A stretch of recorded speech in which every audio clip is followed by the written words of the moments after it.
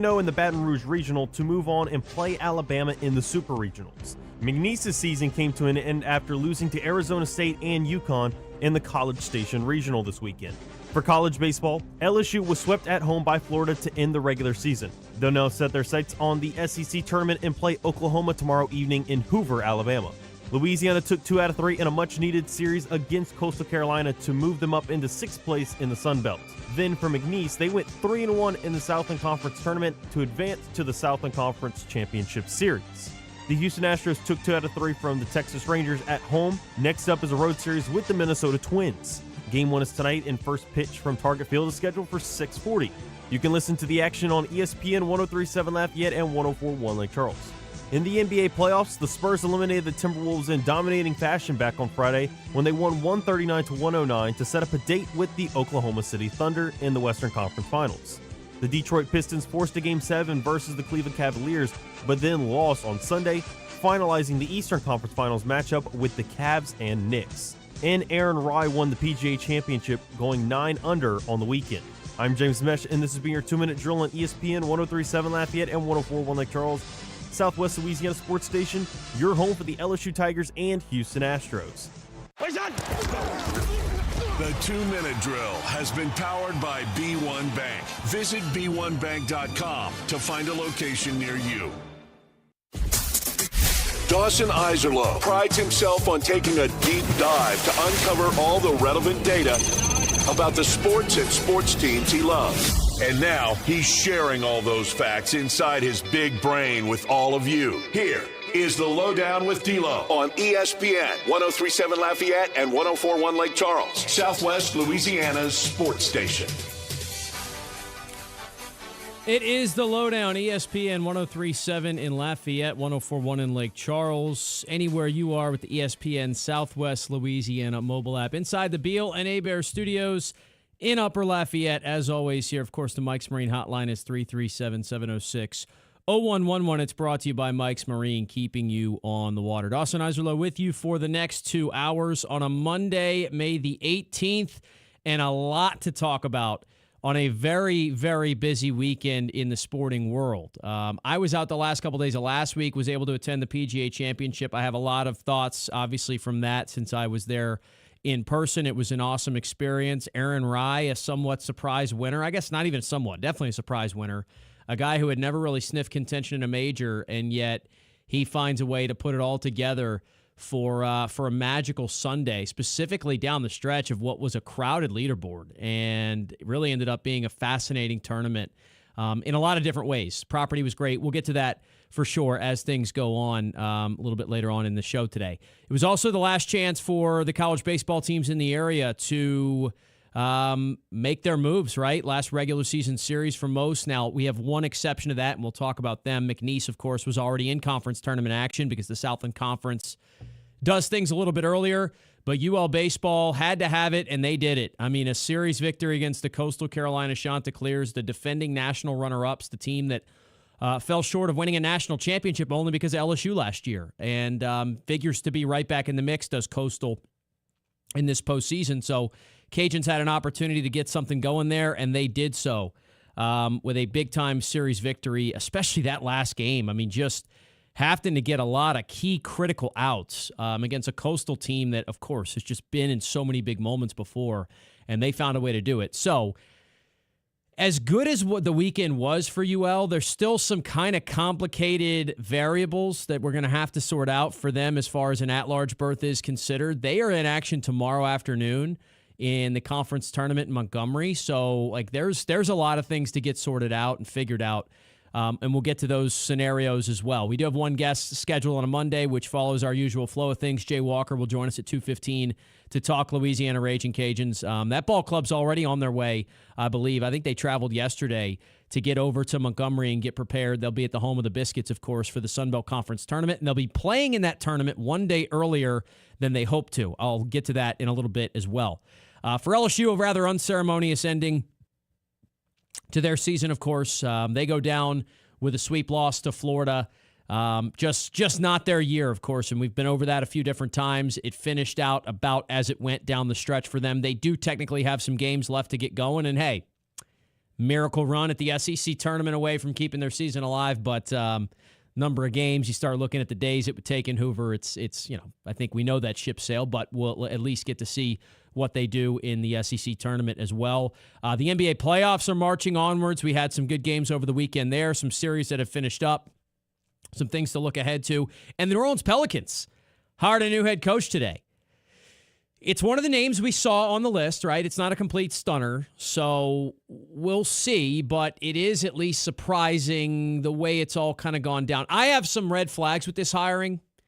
Still going to be open to it as I am with almost any hiring, but I have some red flags that went up immediately. We'll discuss those as we go on today's show as well. So a lot to get to on a Monday. As I mentioned, it was a very busy sporting weekend. There's still some other things as well that we'll address throughout the show.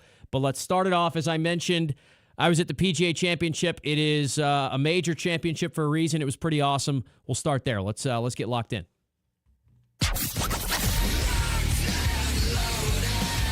D-Loh is the kind of guy that stays locked in. On what? Well, that depends on the night.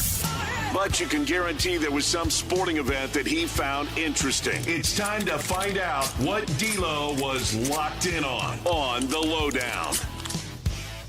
So my second experience doing something like this, got to go as a fan. I will probably be sharing some photos from that trip on social later on, so if you're interested in what it looked like. I got to go to Valhalla the first time around. Now, Valhalla was awesome. It was my first time at a major.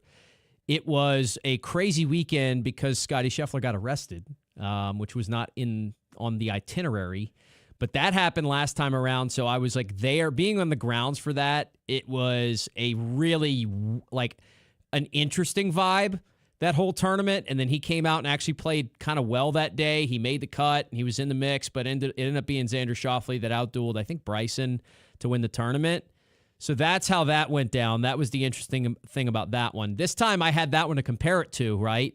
But I also was there for longer. So last time I was only at 2 actual official championship rounds. This time I was able to go to 3 of the 4. The only one I was not there for was yesterday, was traveling back, which ended up taking the entire day, as you maybe could imagine. And so I had to watch coverage from afar. But it is something, there's just something cool. And if you've been to the Zurich Classic or if you've been to some of these other tournaments, there's just a different feeling when you arrive at a major championship. Now, I have not been lucky enough to go to Augusta and see the Masters in person. I have not been to either the U.S. Open or the British Open, the Open Championship, as it's called.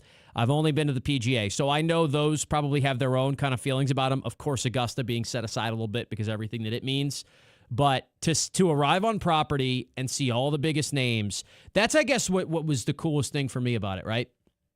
I've gone to the Zurich, I've gone to the Houston Open, I've gone to the Byron Nelson in Dallas. So I've been to some decent level, like regular level PGA Tour tournaments, not huge ones, but they're solid tournaments. And I've been to the Zurich when Rory was playing. And so Rory has a huge crowd and a huge following, right? And in my younger days, Ricky Fowler was playing, and so there was people interested in him. And then there was a couple times where Xander Schauffele was there.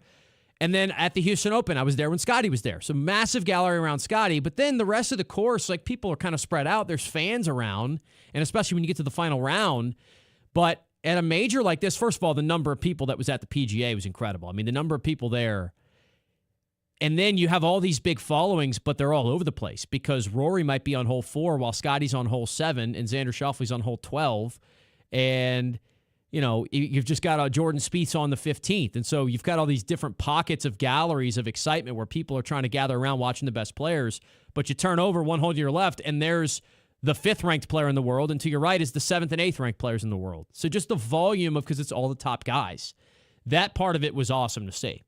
And, got a chance to see some up-close shots. There's always that chance when you're walking around where a ball goes a little bit wayward and it ends up right in front of you. So that happened to me once. I got to see Ben Griffin line up a shot. I mean, he was 25, 30 yards off the fairway on the left side in a tough lie. And just watch him go through this thought process of how he was going to hit this shot. And then he ended up hitting this kind of low punching shot right out of the rough, and it skipped up on the front of the green, ended up rolling off the back a little bit. But I was like, you see that shot on TV, there's just no way to understand how difficult it was. But when you're right there and you understand how the grass is laying down and how he's got to get clubbed in between the grass and the ball, it could shoot out, it could catch a flyer lie, but it also could come out heavy. And then he's got this, the contours of these greens, it did not do it justice on TV. And one of my dad's, actually a guy my dad's friend who I grew up, as an older fan of golf who's been to a bunch of these tournaments before, he actually ended up being out there, ran into him, coincidentally enough. And he was just talking about how, they watched it on Thursday and Friday on TV and getting out there Saturday, like, oh, you don't even understand how sloped these greens are. I mean, back to front. The level of undulation, that's a fun golf word to use, it's something special. So that was cool. I did obviously get to follow my guy Ricky Fowler around for one of these rounds, and he played well. The day we were in and around him, he shot 2 under. He was in the mix. He was hanging in there. And Sunday fell apart a little bit. Had a shot. He was only 5 shots back going into Sunday with a very crowded leaderboard, so there was an opportunity. He ended up playing well. Got to see a good bit of Justin Thomas. Sam Burns, the former LSU Tiger, of course, was out there. He made a run at it. Got there on Sunday. Was in a similar position to Ricky was. Also didn't have his best day there. So that was all great. And then, so that's kind of my in-person experience. Have a new little thing for you on flights that happened to me on this trip. Thought I'd share it with the people here. James might appreciate this one. I did not bring a carry-on. I just was able to fit everything. I had a check bag, and I was able to just fit everything in it. This is the first time in my life I've ever done this. Walking around the airport with nothing in my hands, like no belongings. I didn't have a backpack. I had nothing because everything was in my check bag. What a freeing experience. Walking onto the plane, I don't have to shove anything into an overhead compartment. I don't have to try and shuffle past somebody with my bulky backpacks laying around. Weight's been lifted off your shoulders. It was unbelievable. I never thought to do it. Now, my check bag was free because I had a little promotion thing going on. So that usually the reason you wouldn't do that, right, is because you don't want to pay the check bag fee if you don't have enough stuff to garner that. But if it's possible, now I know the other thing people might say is, well, now you got to wait at bag drop. First time ever in my life. Get to the Philadelphia airport. Walk over to bag check. As I'm walking up, my bag is coming around the conveyor belt. Did not have to wait. I never even stopped walking. I just kept walking, had my bag, and it was done. I've also been there where it's 20, 30 minutes and somebody's not doing their job correctly and you're sitting there panicking like, am I going to have clothes to wear on this trip or not? So I get both angles of it. That's a little D-Loh travel tip for you that I didn't expect to have, but man, was it a freeing experience. Went there and back. I had one-way flights both way too. That doesn't usually work out like that, but the itinerary was convenient this time. D-Loh's travel nightmares have happened before. Luckily, no new installment for you on this one. It was all pretty good there. So let's talk about the golf actual tournament on Sunday, right? So many, the most bunched up leaderboard we've ever seen at a PGA championship this late, to have all the names. And it wasn't just, there was Alex Smalley had a 2-shot lead, and that's not a name people are very familiar with, but it was your Rorys and your Scotties and your John Rahms. All these names were right there in the mix. Andrew Schauffele still had a shot. Justin Rose was in the mix. All these players that are within 3 or 4 shots of the lead heading into Sunday.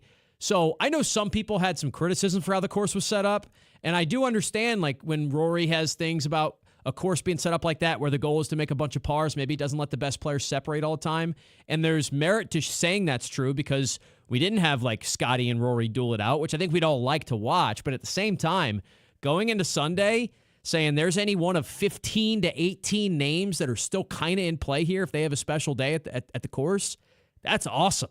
And ironically enough, that is what happened. But the guy who had the special day is just not the guy you would have assumed. It was Aaron Rai. Aaron Rai's story is great. You talk about all the nice things that get said about a player when they emerge and have the biggest day of their career, so that is fair, and I understand that. But you hear about him, it was just constantly how nice of a guy he is, how everybody on tour respects him and likes him as a person.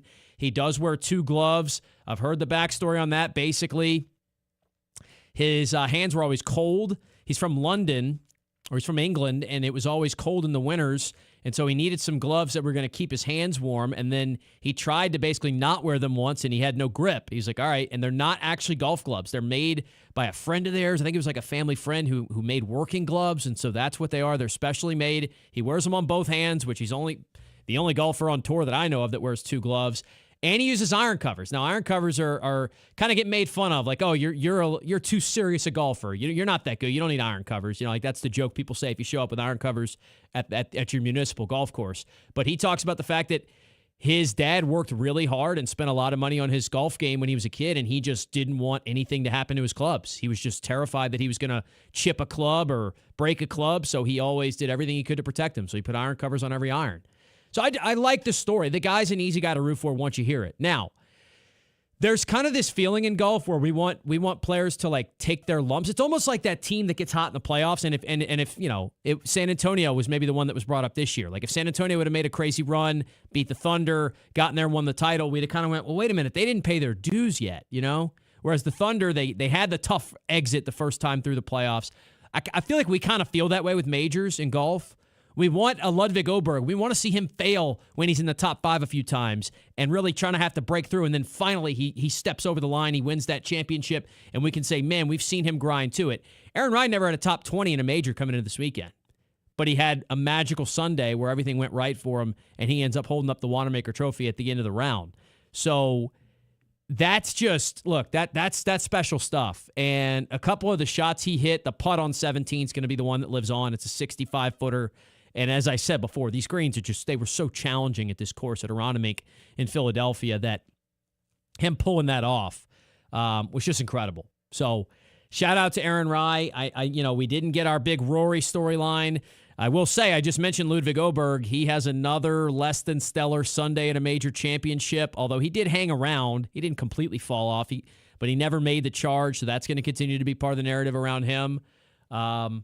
This is a really, I thought this was an outstanding PGA Championship. Obviously, a little bit of bias factored in there, but a really, really cool experience to get to see it and get to come back and share a little bit about it with all of you. So, all that being said, we'll take a timeout. We've got a lot to get through here in this first hour. I do want to talk. We haven't even mentioned college softball regionals. Shout out to LSU, who's moving on to the Supers. They didn't have a whole lot of super stressful moments in that regional either. I think in the last game they trailed for a bit, but that was it. They mostly cruised. So we will take a look at their setup. McNeese didn't have as much success in the softball side of it, but the baseball team was doing well. But when we come back, I do want to at least talk about the UL Coastal Series, kind of how it all went down. A really impressive weekend for them. You'd love if all the stress would have been taken out for it by now, but there's still a little bit of stress remaining. I'll explain that on the other side of the break. This is the LohDown on a Monday, ESPN Southwest Louisiana Sports Station. This is the LohDown with D-Loh, live on ESPN 103.7 Lafayette and 104.1 Lake Charles, Southwest Louisiana's sports station. May is Military Appreciation Month, and ESPN 103.7 Lafayette and 104.1 Lake Charles, along with Nolan's Lawnmower Sales and Service on I-49 in Karen Crow, are honoring our military all month long. Nolan's Lawnmower Sales and Service owners Stacy and Don Benoit would like to take this opportunity to recognize all of our current service members, veterans, and families. Nolan's takes pride in honoring all military personnel and first responders with special discounts on their zero-turn mowers. May is Military Appreciation Month. We salute you. Powered by Nolan's Lawnmower Sales and Service and ESPN 103.7 Lafayette, 104.1 Lake Charles, Southwest Louisiana Sports Station. Make sure to set your alarm and tune in Saturday mornings at 10 o'clock for Sports Shorts here on ESPN 103.7 Lafayette and 104.1 Lake Charles. Join me, Ronnie Rance, and the Sports Shorts team of Tommy Christsan, Hunter McCann, and the crazy man, Joel Davis, as we break down the sports and teams that you love. The LSU Tigers, New Orleans Saints, and everything in between. Tune in Saturday mornings from 10 to noon for Sports Shorts here on Southwest Louisiana's Sports Station. Attention first responders, police officers, firefighters, military and former military personnel. If you have an acre or more of grass to cut, Skag Zero-Turn Mowers would like to thank you by offering you a special discount with their Simply the Brave First Responders program. Save big money on the industry's top-rated zero-turn mower at Nolan's Lawnmower in Karen Crow. Nolan's can offer well-qualified buyers 0% financing for 48 months. Come by Nolan's Lawnmower at 3547 Northwest Evangeline Thruway and check out the full line of Skag Zero-Turn Lawnmowers. Need peace of mind with your estate planning? Turn to Beal & Aber, your trusted hometown lawyers. At Beal & Aber, we make estate planning simple and stress-free, ensuring your legacy is secure and your future is in the right hands. Don't wait. Schedule your consultation today at BealAbear.com. That's BealAbear.com. Safeguarding your tomorrow today.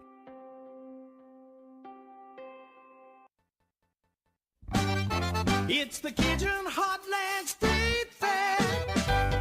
U.S. presents the Cajun Heartland State Fair, May 22nd through 31st at the Cajun Dome. Back in action, the Louisiana Wrestling Alliance, Lafayette's #1 wrestling promotion, presents its biggest show of the year, Heartland Heat 2, Saturday, May 23rd in the Cajun Dome Convention Center. VIP and reserve seating tickets are available for purchase now, online, and at the Cajun Dome box office. It's the 38th annual Cajun Heartland State Fair, May 22nd through 31st at the Cajun Dome. For fair hours, tickets, and more information, visit CajunDome.com. The Cajun Heartland State Fair. Go, go, go, go. Fun, fun. Go, go, go, go. Fun, fun. Go, go, go, go. Fun, fun. Your Honor, I would like to introduce exhibit number 1. MeTV is America's #1 classic television network. There can only be one #1, me. MeTV features over 60 of the greatest classic TV series each week. Go with the winner. Enjoy dramas, comedies, westerns, sci-fi, and more. You just watch me. Watch MeTV Acadiana on KLWB, over the air on channel 50.1. Check your local cable listings for the channel in your area. MeTV is memorable entertainment television. This is ESPN 1037 Lafayette and 1041 Lake Charles, broadcasting live from the Beal and Hebert studios in Upper Lafayette. Beal and Hebert, Acadiana's hometown lawyers. Back to more of Southwest Louisiana's sports station. All right, we are back here on a Monday edition of the LohDown as things roll on. I mentioned we just started off with the PGA Championship. I want to get to the Raging Cajun baseball team now because, man, they had an interesting weekend, and most of it was very good.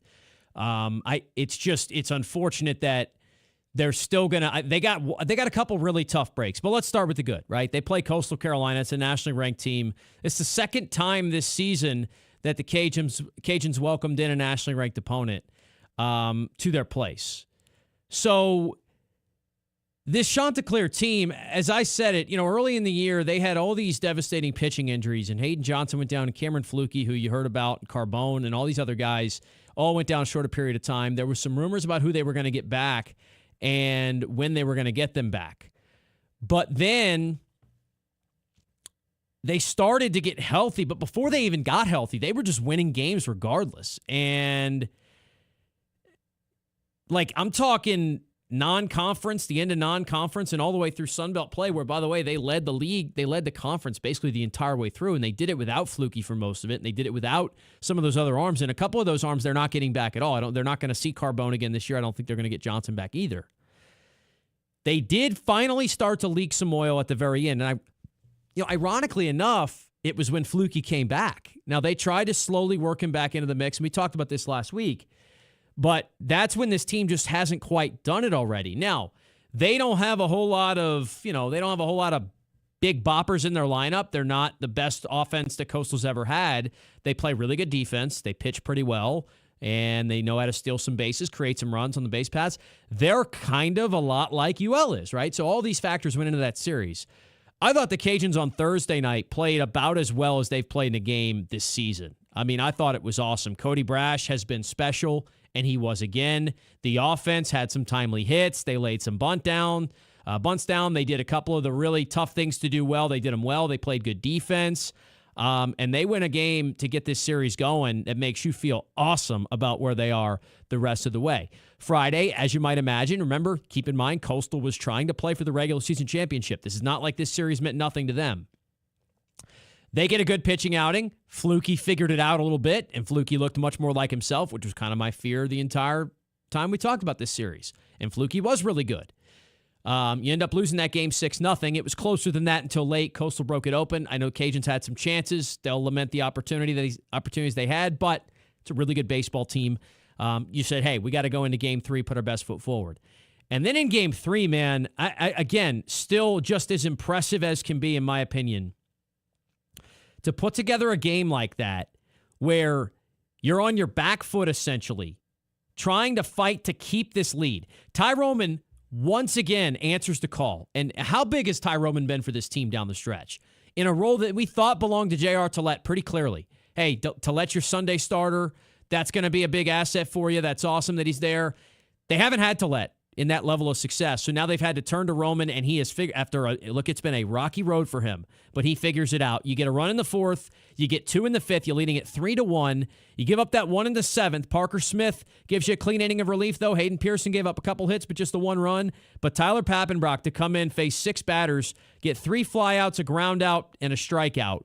Give up just the 1 hit and the called third strike to end this baseball game. 3-2 victory. Cajuns find a way, and they win the series. So there's all the good. Other good. RPI moved up to number 38 at one point. I think it's drifted back into the very low 40s right now. The problem is your Sun Belt Conference opponent and the fact that you have to play in the first round. I do have a caller on the Mike's Marine Hotline. It's the FedEx man. He probably has something to say related to that in the RPI situation, so let's go ahead and go with him first. FedEx man, what's going on? What's going on, buddy? Not too much. What you got? All right, let's compare us. Let's first to Texas State. Quad one wins. We got 6. They got 2. All right. All right. We go ahead and talk about the top 2 teams. We won 4. They won 1. All right. Those are 2 factors that the committee does look at a lot. We finished tied in the conference. It's not going to matter what the season is. They ain't going to look that deep. We were tied in the conference, so they ain't got that over us. Yes, they got a 3-game sweep over us. They do. They're going to go with the last 10. The last 10 games playing to look who the hottest team is. I think we are above on Texas State. I'm not exactly sure where their last 10 is. But the fact that we get to play an extra game actually is going to be a good thing because we have to win, of course. We're going to gain some points. And now from here on out, buddy, we're going to be looking at all these conference tournaments all over the place. But we need LSU to beat Oklahoma. You know, they say Smith. So let's hope they can do some damage there. We're going to need Kansas State. We're going to need UC San Diego. We're going to need Missouri State to win that conference. We're going to, all these things are going to be, the watch on all these games are going to be very imperative. And I think if we can go ahead and win our first 2 games and get a win over Marshall, which needs to happen, we lose that, I think we're out. But we win that game and then we play Coastal, and Coastal, they ain't playing for nothing. They ain't going to be a number 1 seed. That's for sure. Yeah. But, I mean, they know they're not going to so fluke it this early. I mean, I know that. So here's the interesting thing, and I don't disagree with anything you said. The Marshall game, though, you're one thing happening in that Saturday results. You needed just one more thing to go your way, whether it was a Texas State loss, whether it was a couple of these other teams that could have jumped up and made it a 3-way tie with you, where that could have benefited you, where you'd have been the 6th seed not playing in the first game and having a double elimination on your side. So that's what's tough to me. I agree with you. And the good news is you still have everything in your own hands. You're not, all those games we're talking about rooting on, that's in addition to what you can control yourself. I just think I hate the idea of going into conference tournament play having to win games because it's baseball and Marshall could throw a guy who gives 7 shutout innings and your season could be over a couple hours later. And that's a scary place to live. Now, I agree with that. But, let's just say we would have got the 6th seed. We would have lost that first game to Coastal.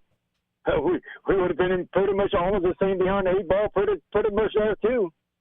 So, winning that, you need to win your first 2 games. And, yes. I don't know if I agree with throwing Brash that first game, but, yeah, you got to go out and win that game, for sure.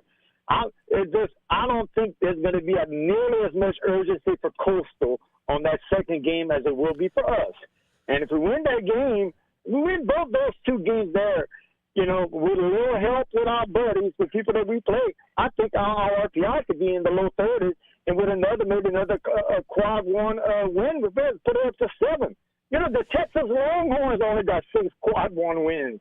So if we get up to 7, then that's a lot. It is. And Texas State's not going to come close to that. I agree with you. And I appreciate the call. And I'm into a lot of the same things. All right, I got a couple other things on what FedEx Man said, though, as we got to let him go because I'm going to be up on a break in a minute.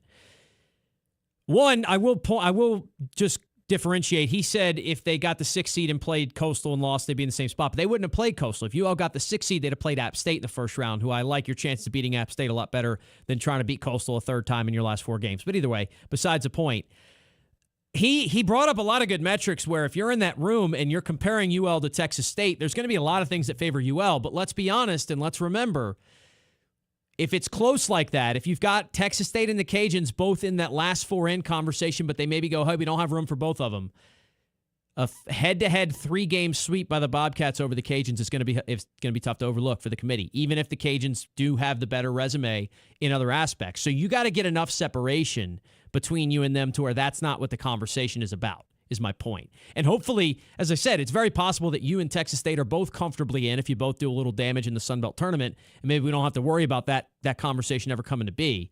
But that's maybe the most unfortunate thing for me. Texas State jumps up. They finish tied with you in the regular season standings in the Sun Belt.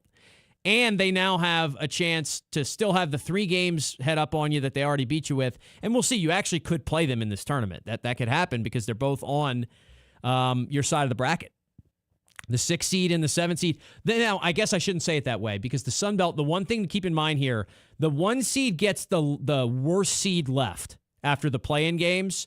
So the Cajuns could actually theoretically be on either side of this thing if they win a game. But no, actually, no, I disagree. I'm correcting myself on the fly. I love these brackets when they have their different tie-breaking procedures and all that stuff, trying to figure it out. Sometimes it feels like you need, I was going to say acrobatics degree, but that's not the right thing there. Physics maybe is the word. Algebra, something math-related. Anyway, since UL is the lowest seed that's playing in this play-in tournament, if they win that, they will play Coastal without a doubt. So you'd be on the same side, yes, as Texas State and App State, and you could potentially see them in a quarterfinal or a loser's bracket game, depending on how the rest of this tournament shapes up. So we got a couple of things I want to just iron out. So when we return from the break, I'll at least go through like everything, what we know about the Sun Belt Conference tournament, what we know about where the Cajuns are at, and then we'll switch gears. We'll start talking about McNeese, who just had a pretty good weekend themselves on the baseball side of things. So let's take a break. We come back. I'll make sure I have it all figured out, the tournament format. I'll take a look at the bracket, and we'll run down what that is for you. What I do know is that the Cajuns are going to play at 3 o'clock tomorrow, but we'll tell you more about that after the break. It's the LohDown. This is the LohDown with D-Loh, live on ESPN 103.7 Lafayette and 104.1 Lake Charles, Southwest Louisiana's sports station. Small Sliders of Lafayette has 2 locations in the area. We've been telling you about them for quite a while now here on the show. They've been great friends of the LohDown. They are great to do business with. Whether it's over on Ambassador Caffrey or across from Our Lady of Lord Stadium on Bertrand Drive, slide through at Smalls for delicious cheeseburger sliders, fresh, hot French fries, that waffle batter, the classic waffle cut style that they use, their small sauce, and that dipping queso. It's kind of a necessity. You got to get the queso when you go over there as well. We've told you about their barbecue jalapeno cheeseburger slider, which is their limited time edition. We've told you about the strawberry sips that you can pair along with it. We also told you about some of the catering bundles. If you're throwing a big event, call Smalls up. They can do it for you, and they'll give you that extra kind of hometown feel, right? Knowing that it's going to be made right, it's going to be hot, it's going to be reliable. So trust them for your next big event or just for lunch. Whatever you do, tell them D-Loh sent you. It means a lot. That's Small Sliders of Lafayette. This game isn't fun. This game is a war. It's time for the 2-minute drill. Hurry it up, hurry it up, hurry it up. Powered by B1 Bank. Visit B1Bank.com to find a location near you. Come on, let's go, you guys. Get in here, we got to go fast now. The LSU Tigers softball team proved why they deserve to be a regional hosting team, going a perfect 3-0 in the Baton Rouge Regional to move on and play Alabama in the Super Regionals. McNeese's season came to an end after losing to Arizona State and UConn in the College Station Regional this weekend. For college baseball, LSU was swept at home by Florida to end the regular season. They'll now set their sights on the SEC tournament and play Oklahoma tomorrow evening in Hoover, Alabama. Louisiana took 2 out of 3 in a much-needed series against Coastal Carolina to move them up into 6th place in the Sun Belt. Then for McNeese, they went 3-1 in the Southland Conference tournament to advance to the Southland Conference Championship Series. The Houston Astros took 2 out of 3 from the Texas Rangers at home. Next up is a road series with the Minnesota Twins. Game 1 is tonight, and first pitch from Target Field is scheduled for 6:40. You can listen to the action on ESPN 103.7 Lafayette and 104.1 Lake Charles. In the NBA playoffs, the Spurs eliminated the Timberwolves in dominating fashion back on Friday when they won 139-109 to set up a date with the Oklahoma City Thunder in the Western Conference Finals. The Detroit Pistons forced a Game 7 versus the Cleveland Cavaliers, but then lost on Sunday, finalizing the Eastern Conference Finals matchup with the Cavs and Knicks. And Aaron Rye won the PGA Championship, going 9 under on the weekend. I'm James Mesh, and this has been your 2-minute drill on ESPN 103.7 Lafayette and 104.1 Lake Charles, Southwest Louisiana Sports Station, your home for the LSU Tigers and Houston Astros. The 2-minute drill has been powered by B1 Bank. Visit b1bank.com to find a location near you. ESPN 1037 Lafayette and 1041 Lake Charles is the proud winner of 4 2026 LAB Prestige Awards, including Best Use of Digital Media, Foot's Friday Fury, Best Live On-Site Remote for our Super Bowl Radio Road coverage, Best Promotion for our No Shave November initiative, and Radio Young Professional of the Year for Dawson Iserloh. We're proud of being Southwest Louisiana's sports station and are humbled to be recognized by the Louisiana Association of Broadcasters. At Waterboys Water Well Services, we're more than just a quick fix. A handshake means more to us than a contract. From water treatment that protects your home and health to expert well drilling, pump installation, and maintenance, we've got your water covered.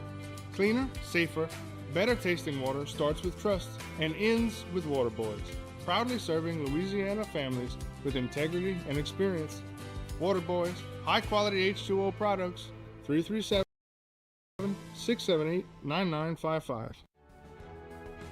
This Memorial Day, tee off somewhere special. Farm D Alley Golf Club is open and ready for you.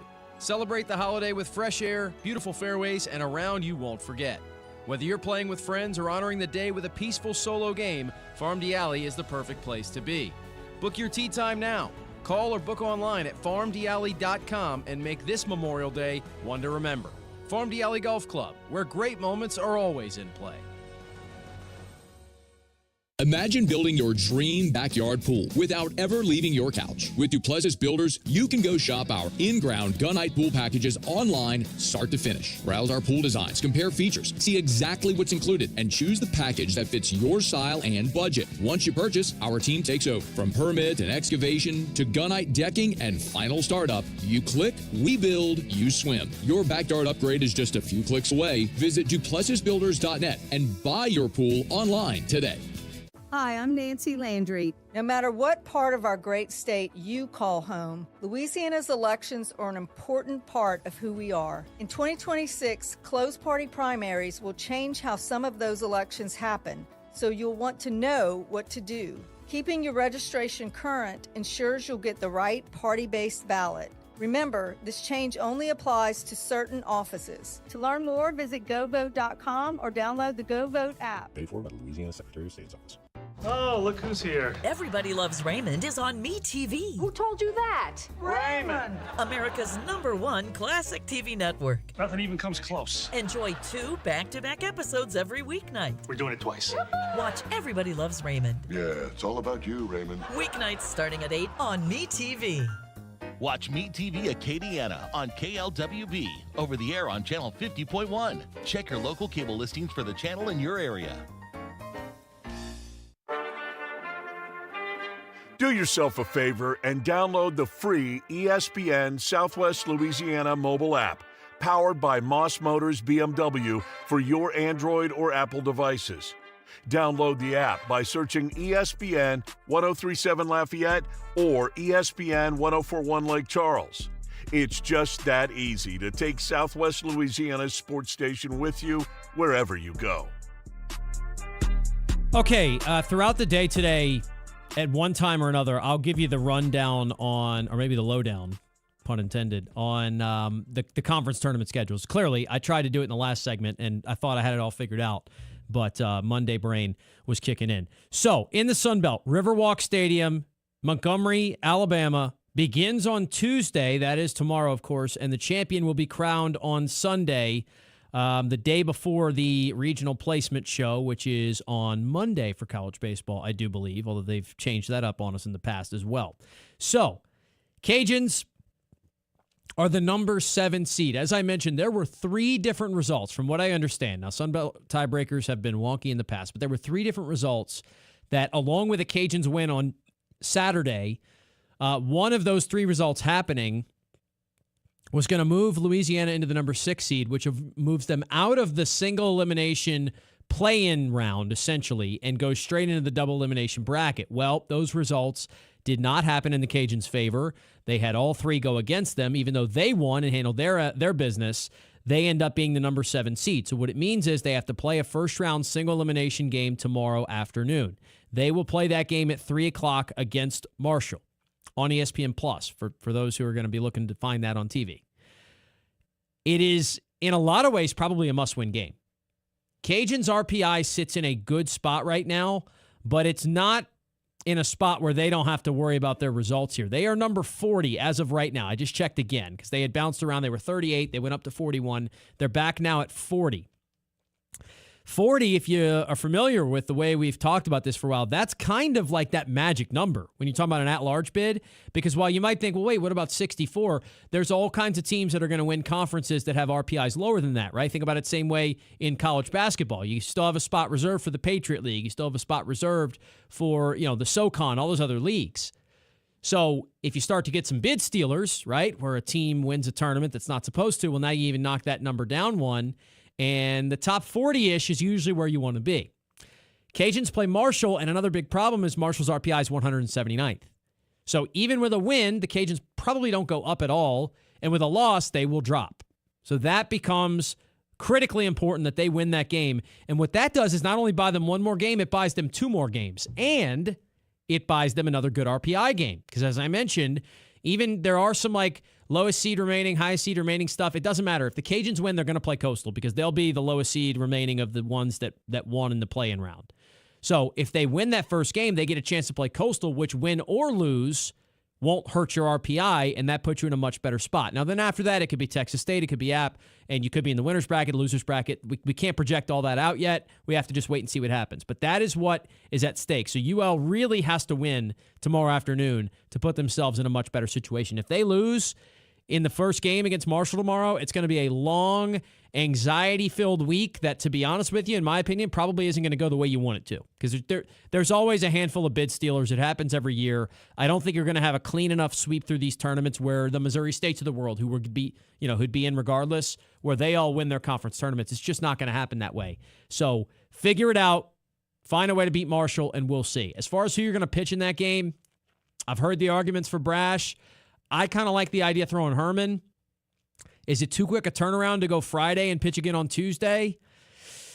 That's the decision that Coach Matt Deggs has to make, I guess. I don't know. I don't know if he'd do that. So that'd be what? Saturday, Sunday, Monday, 3 full days rest, and then pitching on a 4th day. Now, he's also treated Andrew Herman a little bit differently because Andrew Herman has been this unbelievable story of his shoulder. It was in such bad shape, but now it's good again. So I don't know. I don't know if they're going to do that or not. Brash would be on 4 days rest, so he'd be on a traditional big leaguer's rest, but he hasn't been used to doing that throughout the year. He's been throwing on 6 days rest throughout the regular season. So, and then if you throw Brash in that game, there's a chance you're blowing him for the tournament. But if you plan on making a really deep run in this tournament, if you throw Brash on Tuesday, remember this thing goes all the way to Sunday. So who's to say you can't throw him on Tuesday and then bring him back Saturday or Sunday if you're still dancing at that point?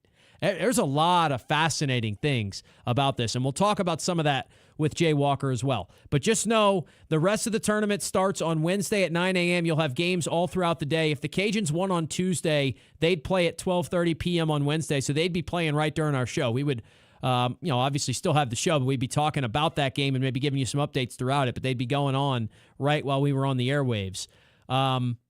Then, obviously, quarterfinals on Thursday, semis on Friday, losers bracket games, and all that stuff. It gets a little bit chaotic after that. So that should be fascinating. Southern Miss is, of course, the number 1 seed. Coastal's the number 2. The number 3 belongs to App State. 4 is South Alabama. 5 is Troy, or 4 is Troy. 5 is South Alabama. Flip those. And then 6 is Texas State. 7 the Cajuns. 8 ODU. 9 Georgia State. 10 Marshall. Everyone else did not make the tournament. So there you go. We've officially updated you on the Sunbelt side of things. In the Southland, the McNeese Cowboys, they had to go to Hammond. Hated rival Southeastern Louisiana, right? Those two programs don't get along too often. McNeese went there and did the thing. Remember, if you missed the setup on that, the Southland tournament is basically like a regional and then a super regional style format.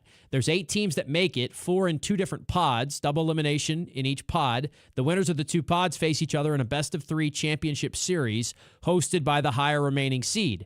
The top 2 seeds in the tournament hosted the first 2 pods. So we had a bracket in Beaumont, we had a bracket in Hammond. McNeese went to Hammond and got it done. It was Dicey at times. They actually won the first game, got themselves into the winner's bracket, 15-9 for the Cowboys.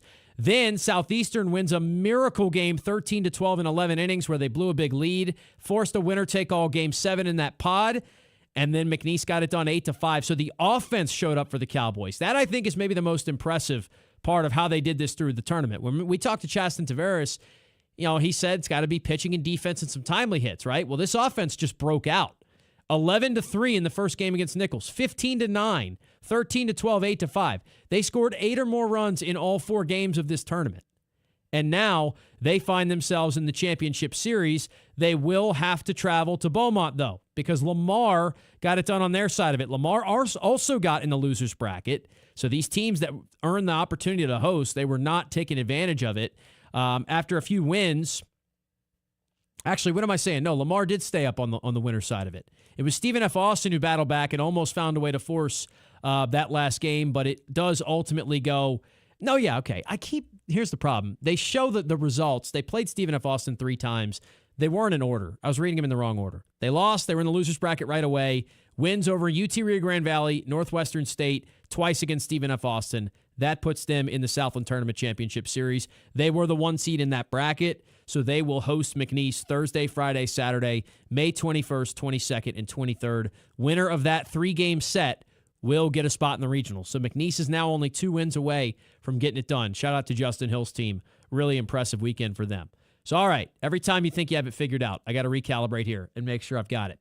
We will take one more time out this first hour. When we come back, I do want to introduce you to the poll question of the day, which is going to be kind of a switching of gears a little bit for us. I also do want to at least go through what happened to LSU not in Gainesville, in Baton Rouge when Florida came to town. Their regular season is now complete. They still do have an opportunity in Hoover, although we know for sure that it's going to be tough sledding for them with the spot they're in. So we'll do that to close out hour number 1. You are listening to the LohDown, ESPN. 103.7 Lafayette, 104.1 Lake Charles. This is the LohDown with D-Loh, live on ESPN 103.7 Lafayette and 104.1 Lake Charles, Southwest Louisiana's sports station. May is Mental Health Awareness Month, and ESPN 103.7 Lafayette, 104.1 Lake Charles have teamed up with our friends over at John Well Therapeutic Services to bring awareness to mental health. Glenda at John Well Therapeutic Services is a licensed professional counselor providing individual therapy to adults. She has more than 15 years of experience working with clients in a variety of settings. Whether you prefer in-person or the convenience of telehealth, support is available across Louisiana. Book your appointment today by visiting Psychology Today and searching for Glenda Johnwell. Southwest Louisiana Sports Station and John Well Therapeutic Services are proud sponsors of Mental Health Awareness Month because your mental health matters. ESPN 103.7 Lafayette and 104.1 Lake Charles is your home for the Houston Astros. And the Astros stun the Mariners. Hunter Brown, Yordan Alvarez, and the rest of the Astros are looking to get back to the postseason. You can listen to every pitch, hit, and thrilling victory of the Houston Astros. Incredible! As Robert Ford and Steve Sparks will be on the call. Tune in this season for live Astros baseball on Southwest Louisiana's sports station. Everybody's talking about the big, beautiful bill, and it's game-changing for taxpayers. Hi, this is Kerry Bryson with the Bryson Law Firm. We've read the bill, and if you've been putting off a tax problem, it's time to call the Bryson Law Firm and get it resolved. This new legislation could give you a chance to get things straight with the IRS. Whether it's getting caught up on unfiled returns or negotiating IRS debts, there are a lot of new deductions and opportunities in the big, beautiful bill, and the Bryson Law Firm knows how to use them strategically. We've been staying on top of the tax changes in the big, beautiful bill, and we're ready to help our clients take full advantage. So if you owe back taxes or haven't filed returns in years, it's time to call the Bryson Law Firm and finally resolve your tax issues. Remember, if you have tax problems, you have legal problems. Call the Bryson Law Firm. Our headquarters are in Lafayette, and we have offices statewide. Or visit BrysonLawFirm.com to schedule your free consultation with your local tax resolution law firm. The Bryson Law Firm. LSP filing number LA2519079. May is Military Appreciation Month, and ESPN 103.7 Lafayette and 104.1 Lake Charles and Nolan's Lawnmower Sales and Service in Carencro will be honoring our military all month long. Nolan's is locally owned and supports our military community every day. We honor and salute because freedom isn't free. May is Military Appreciation Month, and we salute you powered by Nolan's Lawnmower Sales and Service in Karen Crow and ESPN 103.7 Lafayette and 104.1 Lake Charles. Black's Outdoor and Marine is Acadiana's Spartan Mower headquarters. Spartan Mowers, delivering more mowing power and performance. Black's has commercial and residential Spartan mowers with Kawasaki motors in stock now and ready to cut. Black's also has parts, service, and financing available. Call 337-233-4272. That's 337-233-4272 or stop by 1423 Northwest Evangeline Thruway in Lafayette. Black's Outdoor and Marine, serving Acadiana since 1968. Hi, I'm Nancy Landry. No matter what part of our great state you call home, Louisiana's elections are an important part of who we are. In 2026, closed party primaries will change how some of those elections happen, so you'll want to know what to do. Keeping your registration current ensures you'll get the right party-based ballot. Remember, this change only applies to certain offices. To learn more, visit GoVote.com or download the GoVote app. Paid for by the Louisiana Secretary of State's office.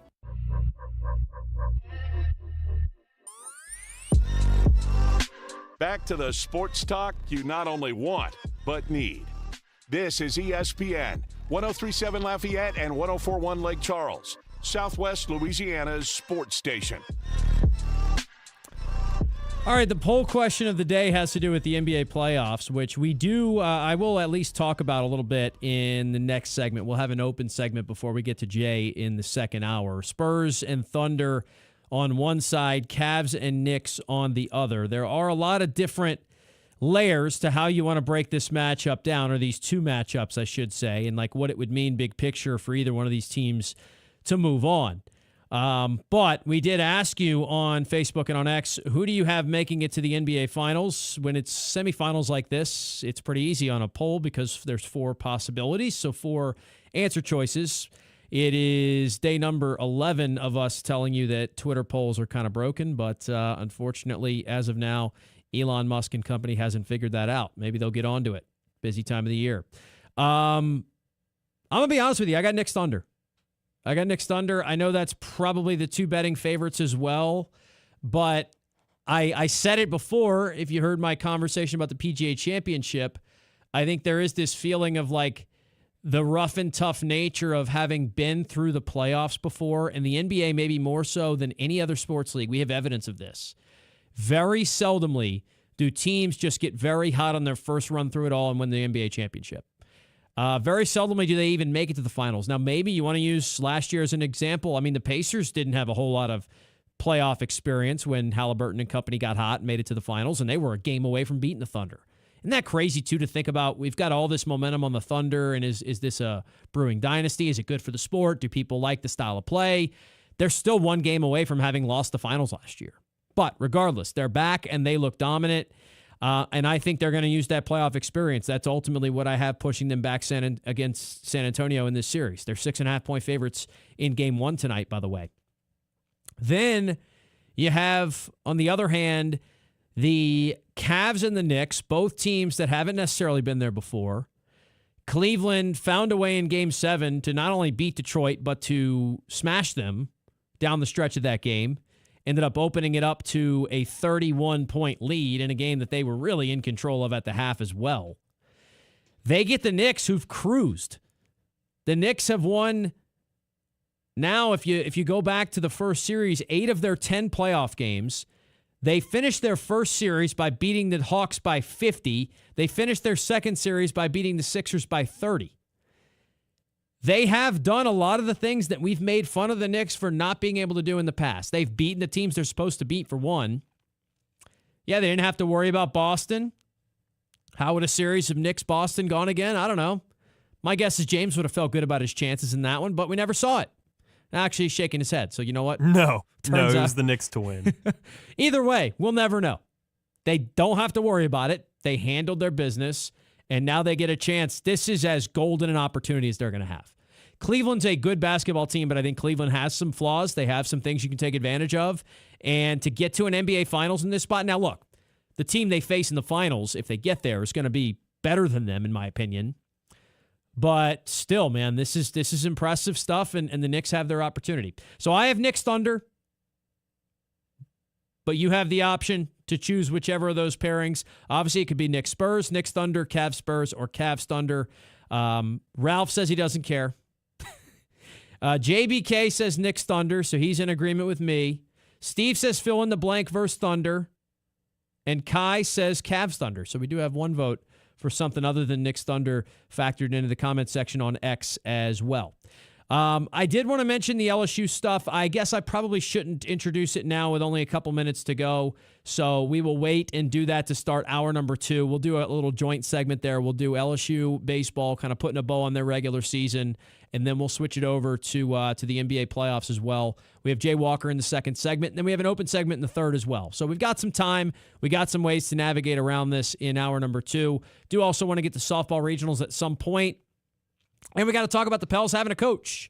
So now that I'm thinking about it, we're going to put that, we'll put the NBA playoff talk probably on hold for a bit. We'll get through some of those other bigger stories, at least locally. And then we've got the rest of the week to get to some things as well. So with all that being said, as I mentioned before, an interesting time of the year, a lot of stuff going on right now. We haven't even mentioned the Astros and the Jose Altuve injury, which is just par for the course, as they say. Altuve is going to be down with a grade 2 hamstring strain. The Stros did win 2-3 against the Rangers over the weekend, but lost their second baseman, who now joins an incredibly long list of players that are not available for the Houston Astros right now. So they sit still just 5 games back, 23-23. The Sacramento A's lead that division with a less than stellar record. We're not talking a whole lot about the Tampa Bay Rays, though, are we? 30-15, best record in the American League, just one game off of the Atlanta Braves for having the best record in all of baseball. The Rays have done it again with their analytics department. Chasten's Boston Red Sox are kind of hanging out with our Stros. They're down there near the bottom of it. But hey, how about 2.5 games clear of the Angels now, who have lost 6 in a row? And it appears if they're not going to trade Mike Trout this summer, they're never going to trade him. So if your goal is to see Mike Trout in a different uniform, this summer might be the time to do it. Feels like that Angels team is maybe finally going to look in the mirror and realize it's time to make some moves, try and build for the future a little bit. I don't know. I don't know for sure. You never do know with that organization. But regardless, as I mentioned before, we got a lot of stuff to get to here in the second hour. So we'll start it off talking the end of the LSU baseball season, what their outlook is in Hoover, albeit a grim one. Then we'll switch gears to Jamal Mosley and the New Orleans Pelicans hiring. Some of my red flags that come up right away. We'll have Jay Walker, and we'll have more on what is a jam-packed Monday edition of the LohDown here inside the Beal and Hebert studios in Upper Lafayette. Beal and Hebert, Acadiana's hometown lawyers. Remember, you can reach us. That first segment, those phone lines will be available via Mike's Marine. Hour 2 coming up. Stay tuned.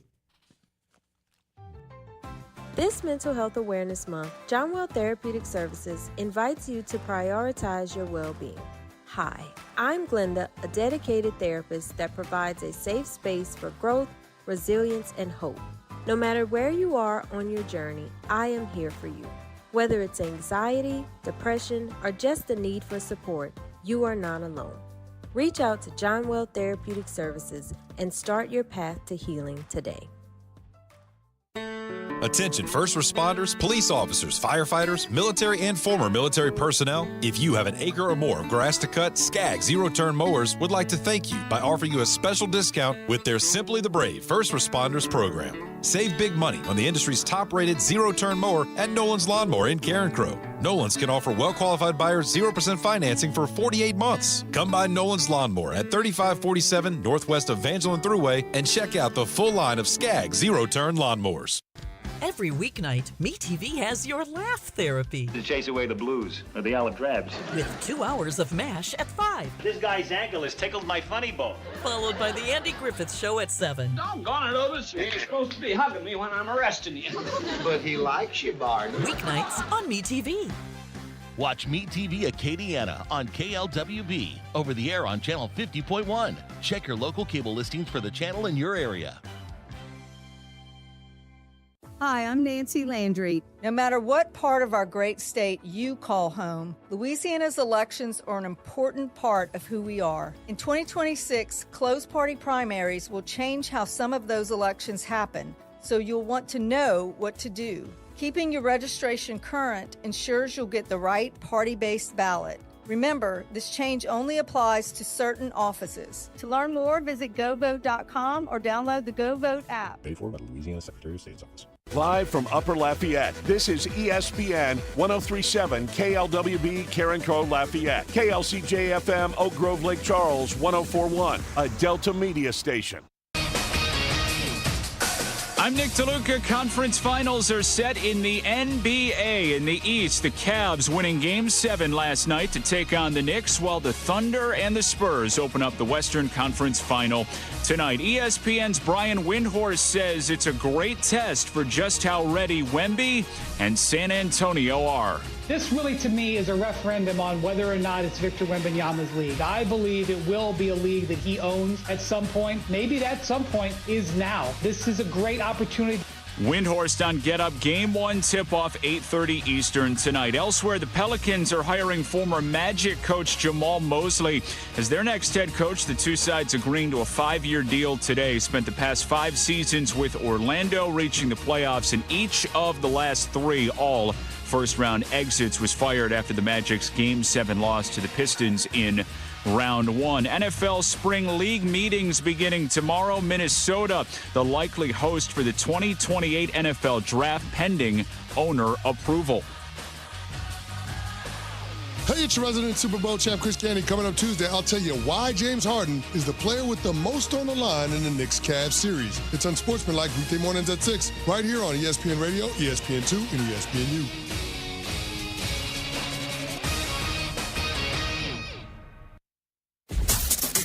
Dawson Iserloh prides himself on taking a deep dive to uncover all the relevant data about the sports and sports teams he loves. And now he's sharing all those facts inside his big brain with all of you. Here is the LohDown with D-Loh on ESPN 1037 Lafayette and 1041 Lake Charles, Southwest Louisiana's sports station.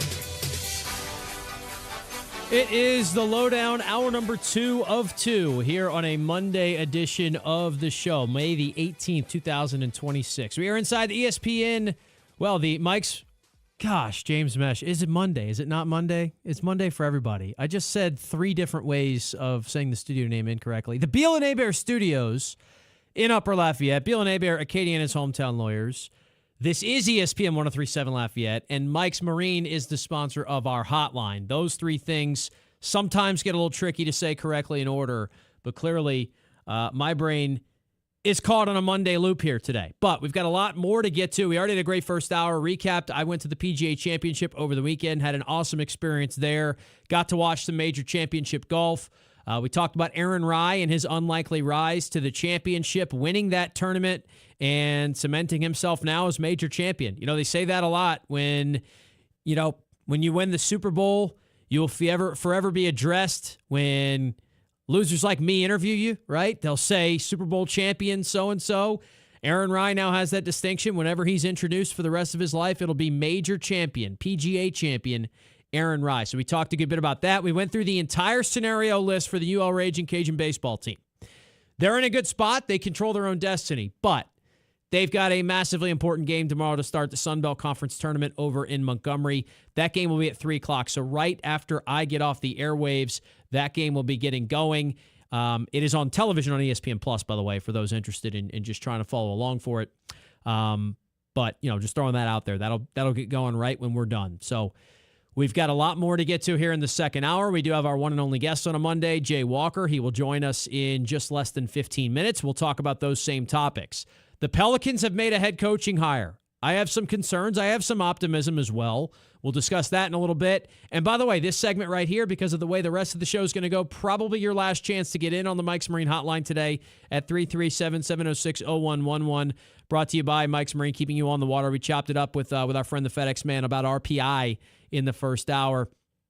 Talking about what the Cajuns probably need to do, where they're going to be, what they can accomplish, and everything along with those same lines as the rest of this thing goes on. So let's start right now with what LSU finished up with over the weekend. We talked to you, and we have realized, obviously, that their season is coming to a close. But, it is interesting the way it went down. When you're the defending national champions, there's a lot of extra, I don't want to say pressure, because here's the thing. I talked about this a few times throughout the year. Like, when it's LSU baseball, they're always expected to be good, and they generally always are. I mean, they haven't missed the regional play in more than a decade. This will be the first time, assuming something magical doesn't happen in Hoover. I want to throw that in there every time I mention it because, hey, there is always a possibility something crazy happening. You win a bunch of baseball games, and all of a sudden, you're still in it. But we expect them to miss it. 29-27 is the record right now. 6-game losing streak as we stand, 9-21 in the SEC. And, of course, we know they were swept, 4 of their last 5 series here down the stretch, including this most recent one to Florida.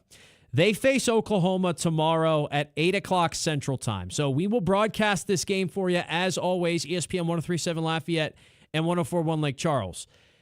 It is going to be 8 o'clock is the time they have down as like a tentative time.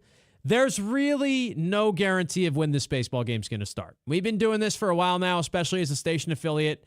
James for the most part, but I'll help out. And RP3, obviously, scheduling around these things, like trying to get it put into the system, get it ready to go, make sure it plays on time. It's a little stressful come tournament time of the year where the SEC goes, yeah, that game might start at 8, but it also could start at 7:30 and it could start at midnight. We really aren't sure. Just stay tuned. And if you've watched the SEC baseball tournament, tends to be some extra inning games, tends to be some weather delays, tends to be a whole lot of fun stuff that goes down. So 8 o'clock is literally the most pencil written in start time in the history of anything, because it actually could start earlier than that. It's 30 minutes after the previous game ends. And the previous game, I think, starts at 4. But the previous game, remember, is still relying on the games before it. So if they run super early, it's possible, but I think most of you understand by now how tournament baseball works if you're a fan of LSU and you understand that is all going to be an if necessary type of deal. The good news as far as like if you're just trying to plan out your week on when you're going to be able to watch and or listen to LSU baseball throughout the week, they are not changing time slots. If they keep winning, they keep playing, and if they keep winning, they stay in the latest game. So might be some caffeinated drinks needed throughout the week, but they would play Auburn, again, tentatively at 8 p.m. Central on Wednesday if they beat Oklahoma on Tuesday. Oklahoma is the 11th seed. Auburn is the 6th seed. If they got past that game, then it starts to get into, well, we'd have to see how the bracket played out type of situation. As, we know in conference tournament time, that's how this thing goes. Keep in mind, unlike the Sun Belt tournament in Montgomery, and unlike what we experienced last weekend with the Southland baseball tournament, the SEC is single elimination. So if they lose, they are done. In order to get to an NCAA regional, LSU is going to have to win 5 games in 5 days. That would include wins over number 11 Oklahoma, number 6 Auburn. They would then play number 3 Texas A&M if they won the first 2. Then that's where the official TBD games start. It could be Texas or Arkansas, somebody on that side of the bracket in the quarters. In the semis, obviously, it could be anybody. And then the final could also be anyone from the other side of the bracket. Georgia, for the record, is the number 1 overall seed. Georgia will play the early game on Thursday. They'll play the winner of Mississippi State and either Ole Miss or Missouri, whoever wins that one, which is the wonderful start time of 9:30 a.m. on Tuesday. Ole Miss and Missouri. Tomorrow morning, if you're getting your day going and you're like, man, what am I going to throw on in the background while I get some work done? How about a little Ole Miss, Missouri from the SEC tournament action at bright 9:30 a.m.? You'll have that option. Vandy and Kentucky will follow Ole Miss and Missouri. That's the 12 Vandy against the 13 Kentucky. 10 seed Tennessee will face 15 seed South Carolina. And okay, that's actually scheduled for a 4:30 start time.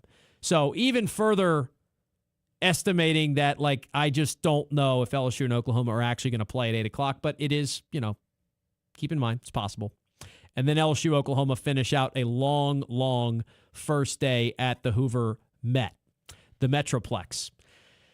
Also wanted to throw in a little weather for you, because that's always fun, right? Are we going to get dry skies in Hoover, Alabama throughout the week? And as of now, tomorrow should be fine.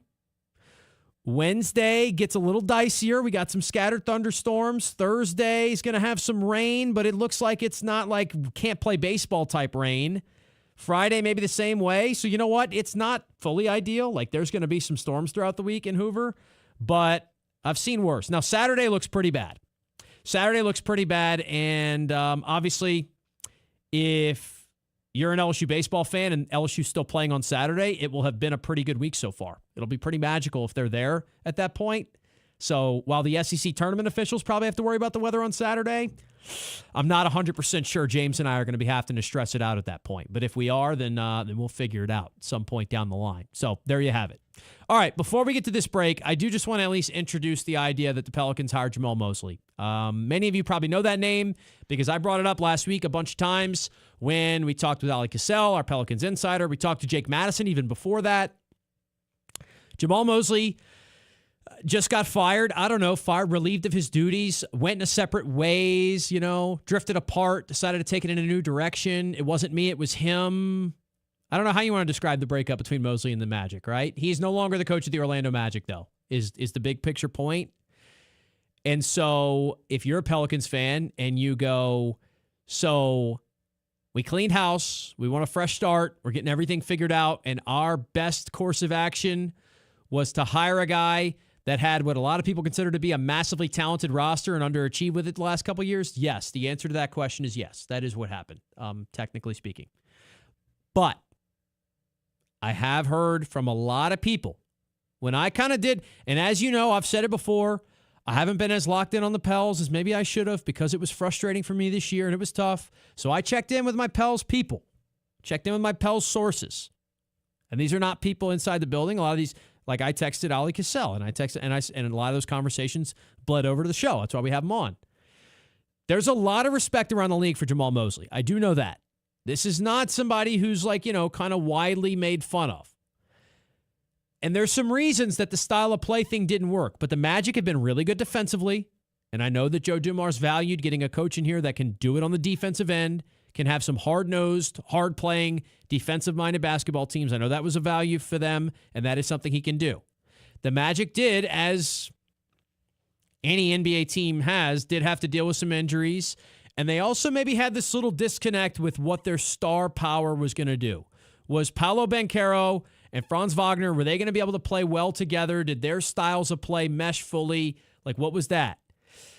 The problem I have, though, is the Pelicans have a couple players that we don't exactly know if their style of play is going to mesh. Derek Queen, Zion Williamson, how does that get, if those guys are both healthy for the majority of next year and we hope and expect Queen to continue to get better, are they going to be able to make that work? And what else do you put around them to help it and make it better? And what type of guard play? Is Herb Jones a part of the long-term future? Or are you going to look to shop him? Where does Trey Murphy fit into this stuff as well? Jeremiah Fears. There are a lot of questions that Jamal Mosley and this new staff are going to have to come in here and figure out in a hurry. And so the more it went on, when it seemed like it was Mosley or Rondo, and there was probably some other names that were in the mix as well, but those were the two that I had kind of just thought, well, it seems like it might be one of those two. I was like, you know what? Rondo's riskier, but maybe he's just going to be the one that you have a chance to kind of catch lightning in a bottle here. And he brings savant-like qualities, and he knows the game inside and out. And I thought to myself, maybe that's the move. They went in the other direction. So they're going to go with Jamal Mosley. I would imagine he gets introduced at some point this week, and the Pels will be full steam ahead. So we finally do have the answer to who it is. We'll have to see where it goes from here. The Lowdown continues after this. We're going to talk with Jay Walker, our only guest on Mondays. We'll talk all things Louisiana Raging Cajuns. Stay with us. This is the Lowdown with D-Loh, live on ESPN 103.7 Lafayette and 104.1 Lake Charles, Southwest Louisiana's sports station. Do you need more of the fellas here on Southwest Louisiana's sports station? Of course you do. So go make sure and subscribe to ESPN 103.7 Lafayette and 104.1 Lake Charles YouTube channel at ESPN_SWLA. Don't forget to turn that bell on so you get notifications for new episodes of Four Tire Change Podcast, where Dawson Iserloh talks all things NASCAR, or Cleats and Sneaks with James Mesh. Get yourself more of Southwest Louisiana's sports station at ESPN_SWLA on YouTube. Did you know you can get great tasting Clear Springs artesian water delivered to your office or your doorstep at home? Clear Springs is 100% local with their own bottling facility at the world-famous Kentwood Aquifer, no chemicals added. Just pure Kentwood, Louisiana artesian water. Clear Springs Water offers delivery of 5 or 3-gallon water service with a hot and cold temperature water cooler or even single-serve bottles delivered to your home or office. Easy to reach, clearsprings.net, then contact us tab or 337-519-3563. MeTV is America's #1 classic entertainment television network. And here's one of the reasons everybody loves MeTV. Oh, it's a classic. The great comedy lineup on weeknights. This will be fun. Come on. With MASH. Loaded with snappy comebacks. The Andy Griffith Show. I was just funning with Barney. And Everybody Loves Raymond. Now we got a show. Watch Meet TV Acadiana on KLWB, over the air on Channel 50.1. Check your local cable listings for the channel in your area. Hi, I'm Nancy Landry. No matter what part of our great state you call home, Louisiana's elections are an important part of who we are. In 2026, closed party primaries will change how some of those elections happen, so you'll want to know what to do. Keeping your registration current ensures you'll get the right party-based ballot. Remember, this change only applies to certain offices. To learn more, visit GoVote.com or download the GoVote app. Paid for by the Louisiana Secretary of State's office. We are the NFHS. That stands for the National Federation of State High School Associations. But really, what we stand for, together with the LHSAA, are the 110,000 high school sports students in Louisiana. And so we stand. We stand for the runners, soccer and basketball players. We stand for their coaches, administrators, and officials. We stand for the swimmers, football players, and wrestlers. We stand for the golfers, softball, and volleyball players. We stand as the national leader and advocate for high school athletics and all who participate in them and make them possible. Because it is our purpose to ensure that high school students get to play, perform, and compete together. To learn more about who we are and what we stand for, visit nfhs.org. You're listening to the 2026 LAB Award winner for Radio Young Professional of the Year, Dawson Iserloh, the host of the LohDown with D-Loh on ESPN 103.7 Lafayette and 104.1 Lake Charles, Southwest Louisiana's sports station. All right, we return here on the LohDown. Our one and only guest on Mondays, our friend Jay Walker, the voice of the Louisiana Raging Cajuns. He is with us now on a Monday, and he is en route to Montgomery, where the Cajuns are going to play in the first game of the Sun Belt Conference tournament. And Jay, there were a lot of scenarios in which that wasn't going to be the case, but it was a really good weekend for UL. They just didn't quite get the help they needed on Saturday. Yeah, they needed to be involved in a tiebreaker with Old Dominion, and Old Dominion did not win their game on Saturday, and Texas State did, and so the Cajuns dropped that tiebreaker, and as a result, they're having to play tomorrow. But you're very right. Look, first of all, if you're any kind of baseball fan, you walked out of there those 3 nights saying, gosh, we were just treated to some great baseball, because it was. I thought that both sides pitched very well. Both sides got a few clutch hits when they needed them, and both sides played really, really good defense. It was just a treat to watch and a treat to be behind the microphone, because it was one heck of a weekend. No doubt. I made the comment Thursday, and I was watching from afar here. I made the comment Thursday I thought was one of the best games they've played all year. Just the combination of timely hitting, getting runners in scoring position, Cody Brash on the mound. Thursday was a heck of a baseball game. No, it really was. And it was a game the Cajuns had to have, and I say that because you had the advantage on the mound in that game, and you knew that you were going to see Fluky on Friday, and then probably Horn right behind him, which is exactly what happened. So if you were going to win the series, Thursday was extremely important, and they got it done. Fluky on Saturday started to look a whole lot more like himself, which is what I was maybe a little bit scared of, and that helped them out, but still hasn't been fully stretched out. What did you make of getting a chance to see what is, talked about as potentially a first-round draft pick style arm, and how the Cajuns responded, obviously knowing that that's the game that they ultimately dropped? Well, the guy doesn't have his stamina back, but I think he's pretty much got his stuff back. I think they extended him to about 70 pitches in the game on Friday, but he looked the part. This is a guy who might have been, if he doesn't become injured, might have been one of the top 3 picks in the draft. I think he's still going to go in the top 10. And he was really good. And, well, I'll tell you what, when Horn's got the location of his slider working, he's almost unhittable. He's very, very good. That finale, Jay, there were a lot of times this year where some of the conversations that you and I and others were having is like, man, who do you trust to get some of those big outs in those bridge innings? And so in a start where the Cajuns only got 5 innings out of Ty Roman, albeit they were 5 great innings, your bullpen covers 4, and Brash is no longer a part of that. To get you those last 12 outs and secure a series victory, what can you say about the group of guys? And, it wasn't one. It was Pappenbrock and Parker Smith and all those guys that came in and shut the door on Saturday. Yeah, Parker Smith was really sharp while he was out there. And Hayden Pearson looked good in his second relief outing of the weekend before turning it over to Pappy. But, one of the things that we talked about with Coastal Carolina was their ability to get on base, find a way to get into scoring position, and then trust your hitters with 2 outs. And if you look at the 2 runs that Coastal scored, it was a 2-out walk to Barango, a stolen base, and then a base hit by Mijos.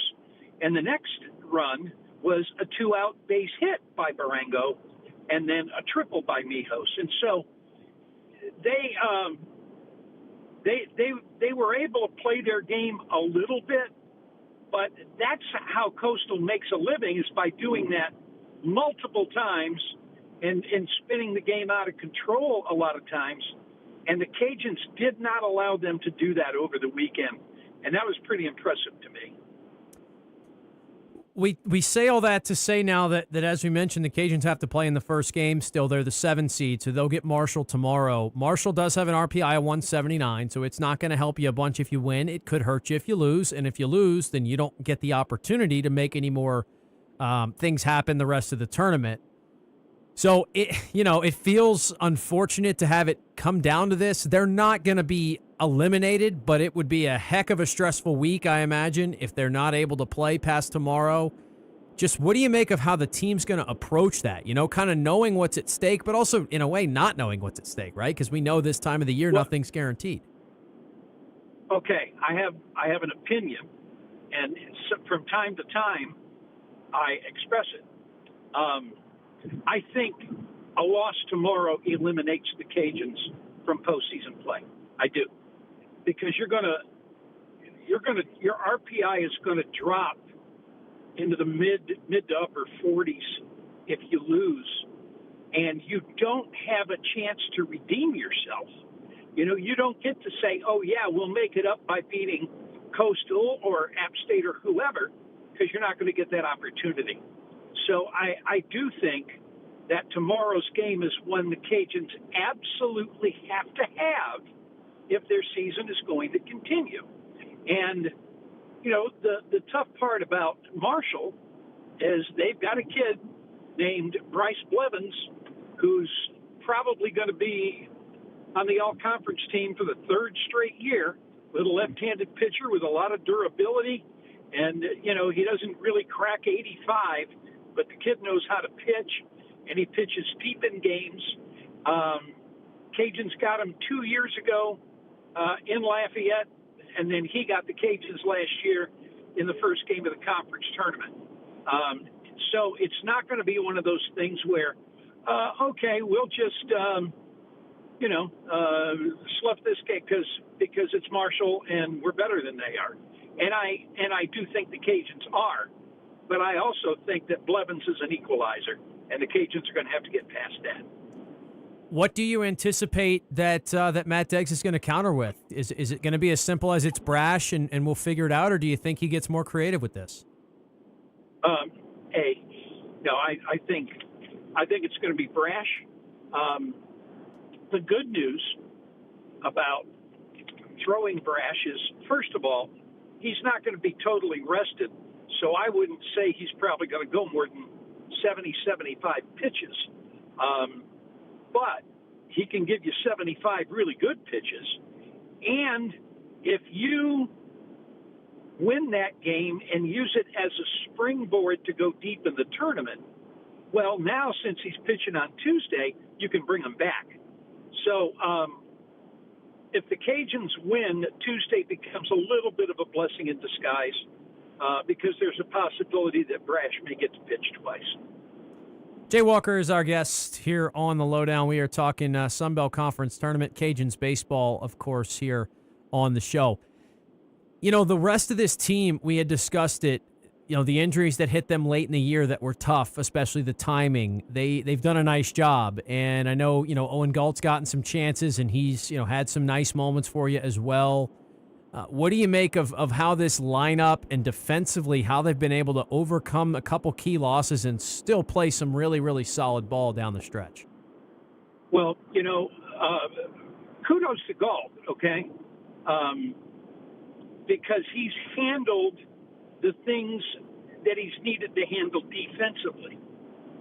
On top of that, he's had a couple of clutch hits. He had 2 hits in the win on Thursday, so he's played well. Now they're going to need for him to continue to do that. Mandino, you know, I mean, look, it's not like he's a rookie. Okay, he's a junior. Sophomore as far as probably the number of at-bats that he's had, but he's a little bit more of a veteran. He's certainly not going to beat you in the outfield because he's a good defender, and he's a very good bunter, and he's got good speed. So, you know, he's got a chance to contribute also. My big concern going into the Coastal Series, and it's my big concern as we go deeper in the tournament, is the loss of Rigo defensively. Now, you know, obviously he was a cleanup hitter, so he got a lot done there too. But so far, Owen Galt has been able to cover that. Hopefully he'll be able to continue to do so. But you know, Rigo's a huge loss, and I don't know that you're going to walk away from the tournament whenever it ends and say, oh, gee, we didn't miss a beat because Rigo's that good defensively. There's going to be a play that will say, you know what, Rigo probably makes that play. So I think they're going to miss him there. And you just got to figure out how to cover the rest of it as far as the bats and the offense are concerned. We'll play, devil's advocate a little bit. We know, as we just said, you got to get past tomorrow for it to matter. But if this team gets into the regular portion of the tournament, faces Coastal, and then whoever else, whether it's App, Texas State, down the line, what is the scenario that makes sense in your mind for how this team makes a run? Is it as simple as, you roll through your starting rotation and then piece it together? Like, what do you think has to happen? Or is there a scenario where maybe you do have some big outbursts offensively and you can outscore a team? Well, that would be nice. I would say yes to that. Right. But, if you get past the first one, you're going to face Coastal. And, Coastal, if you play them for a fourth time and you happen to win that game, now you're pretty close to being a lock for the tournament. So it's a huge opportunity. Now, the Cajuns can beat Marshall and then lose to Coastal and still get in because there's a chance.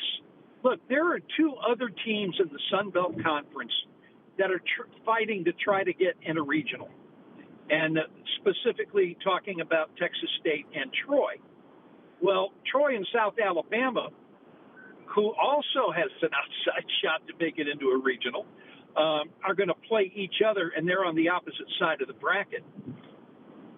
So it could come down to a game in the Cajuns bracket against Texas State, if it just so happens the bracket falls that way, where the winner of that game is going to have a leg up, because a lot of people don't think the Sun Belt's going to get 4. And right now, I think you can put me in that number. I don't think it's going to be a 4-bid league.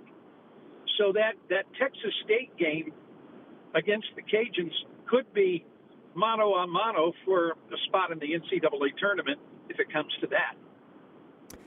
We'll close with this. This is maybe a thought that I have, and you can respond to it accordingly. I'm not sure there's a question at the end of it, Jay, but I know us as broadcasters, too, we like telling a story, so maybe we get caught up in the emotions of what it looks like, the narrative of the season. Sometimes the season gets to this point, and you kind of feel like, this team just hadn't had it this year, and they're going to go to this tournament, but who knows how it's going to go. It's just been tough. I just feel like this team's not done yet, And so I feel tomorrow, like even though, as you mentioned, it's soft toss and lefty in the first game and a do-or-die game, that's exactly what you don't want to see. The Cajuns lost to one of those in a regional that they won in the 2014 season. Jackson State won 0. But don't you get the feeling that this team, what they've kind of gone through and the way the season's ended, like tomorrow can't be it for them? I've just had that feeling. Well, I want to have that same feeling.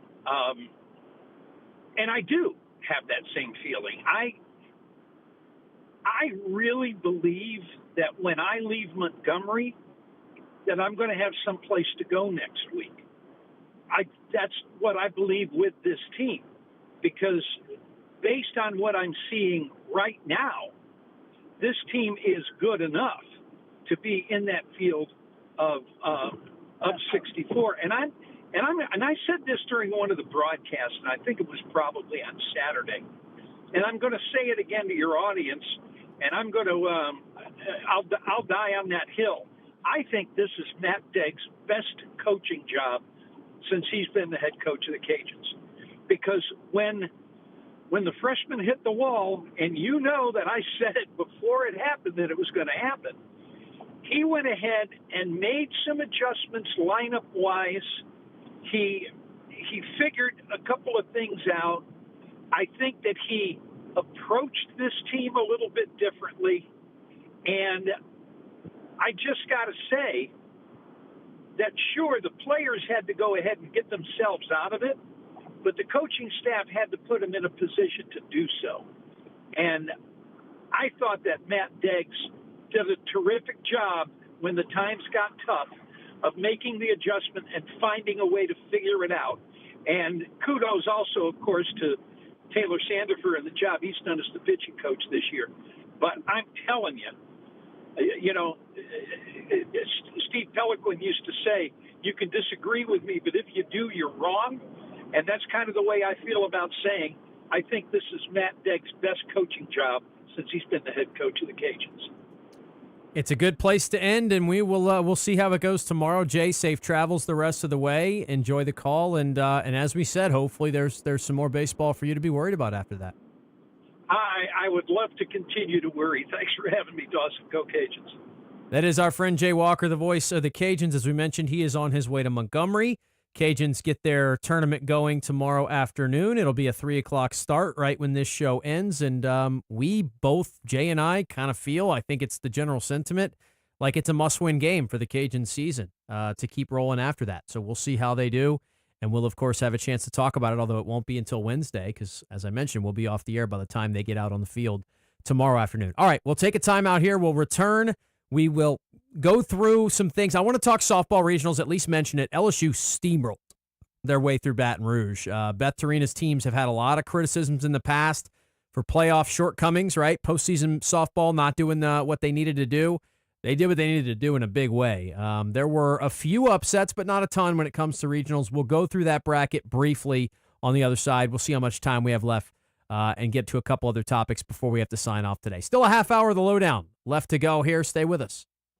This is the LohDown with D-Loh, live on ESPN 103.7 Lafayette and 104.1 Lake Charles, Southwest Louisiana's sports station. This game isn't fun. This game is a war. It's time for the 2-minute drill. Hurry it up, hurry it up, hurry it up. Powered by B1 Bank. Visit b1bank.com to find a location near you. Come on, let's go, you guys. Get in here, we gotta go fast now. The LSU Tigers softball team proved why they deserve to be a regional hosting team, going a perfect 3-0 in the Baton Rouge Regional to move on and play Alabama in the Super Regionals. McNeese's season came to an end after losing to Arizona State and UConn in the College Station Regional this weekend. For college baseball, LSU was swept at home by Florida to end the regular season. They'll now set their sights on the SEC tournament and play Oklahoma tomorrow evening in Hoover, Alabama. Louisiana took 2 out of 3 in a much-needed series against Coastal Carolina to move them up into 6th place in the Sun Belt. Then for McNeese, they went 3-1 in the Southland Conference tournament to advance to the Southland Conference Championship Series. The Houston Astros took 2 out of 3 from the Texas Rangers at home. Next up is a road series with the Minnesota Twins. Game 1 is tonight, and first pitch from Target Field is scheduled for 6:40. You can listen to the action on ESPN 103.7 Lafayette and 104.1 Lake Charles. In the NBA playoffs, the Spurs eliminated the Timberwolves in dominating fashion back on Friday when they won 139-109 to set up a date with the Oklahoma City Thunder in the Western Conference Finals. The Detroit Pistons forced a Game 7 versus the Cleveland Cavaliers, but then lost on Sunday, finalizing the Eastern Conference Finals matchup with the Cavs and Knicks. And Aaron Rye won the PGA Championship, going 9 under on the weekend. I'm James Mesh, and this has been your 2-minute drill on ESPN 103.7 Lafayette and 104.1 Lake Charles, Southwest Louisiana Sports Station, your home for the LSU Tigers and Houston Astros.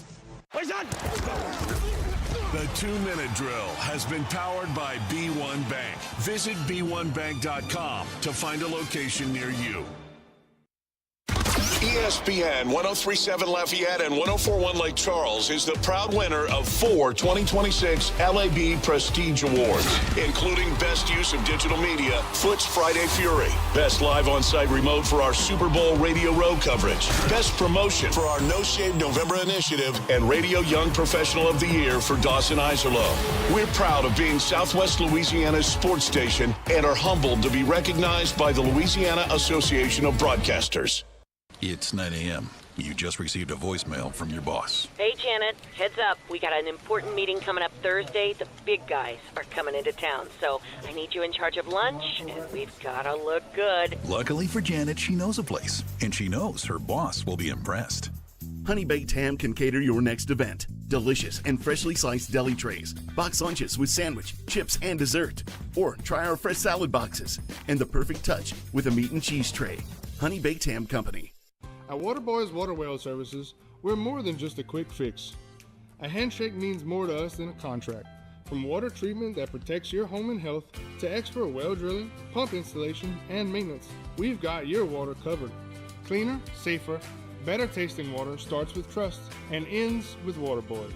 Proudly serving Louisiana families with integrity and experience. Waterboys, high quality H2O products, 337-678-9955. May is National Military Appreciation Month, and at Nolan's Lawnmower Sales and Service in Karen Crow, we're proud to thank the men and women who serve and protect our country every day. And when it comes to protecting your lawn, choose Skag Zero-Turn Mowers. Skag mowers are tough, built to last, and trusted by professionals. To show our appreciation, Nolan's is offering a special 15% discount for all active military in May. Stop by Nolan's Lawnmower Sales and Service in Karen Crow and check out the full lineup of Skag mowers. Nolan's Lawnmower Sales and Service, and thank you to all our military members. Your Honor, I would like to introduce exhibit number 1. MeTV is America's #1 classic television network. There can only be one number 1, me. MeTV features over 60 of the greatest classic TV series each week. Go with the winner. Enjoy dramas, comedies, westerns, sci-fi, and more. You just watch me. Watch MeTV Acadiana on KLWB, over the air on channel 50.1. Check your local cable listings for the channel in your area. MeTV is memorable entertainment television. Serving part-time in the Army National Guard has led to a lot of firsts for me. It paid for me to be the first person in my family to go to school. That education got me to the first day at my dream job, which I can still hold while I serve part-time. That job and the home loan benefits I got from the Army National Guard helped me buy my first house.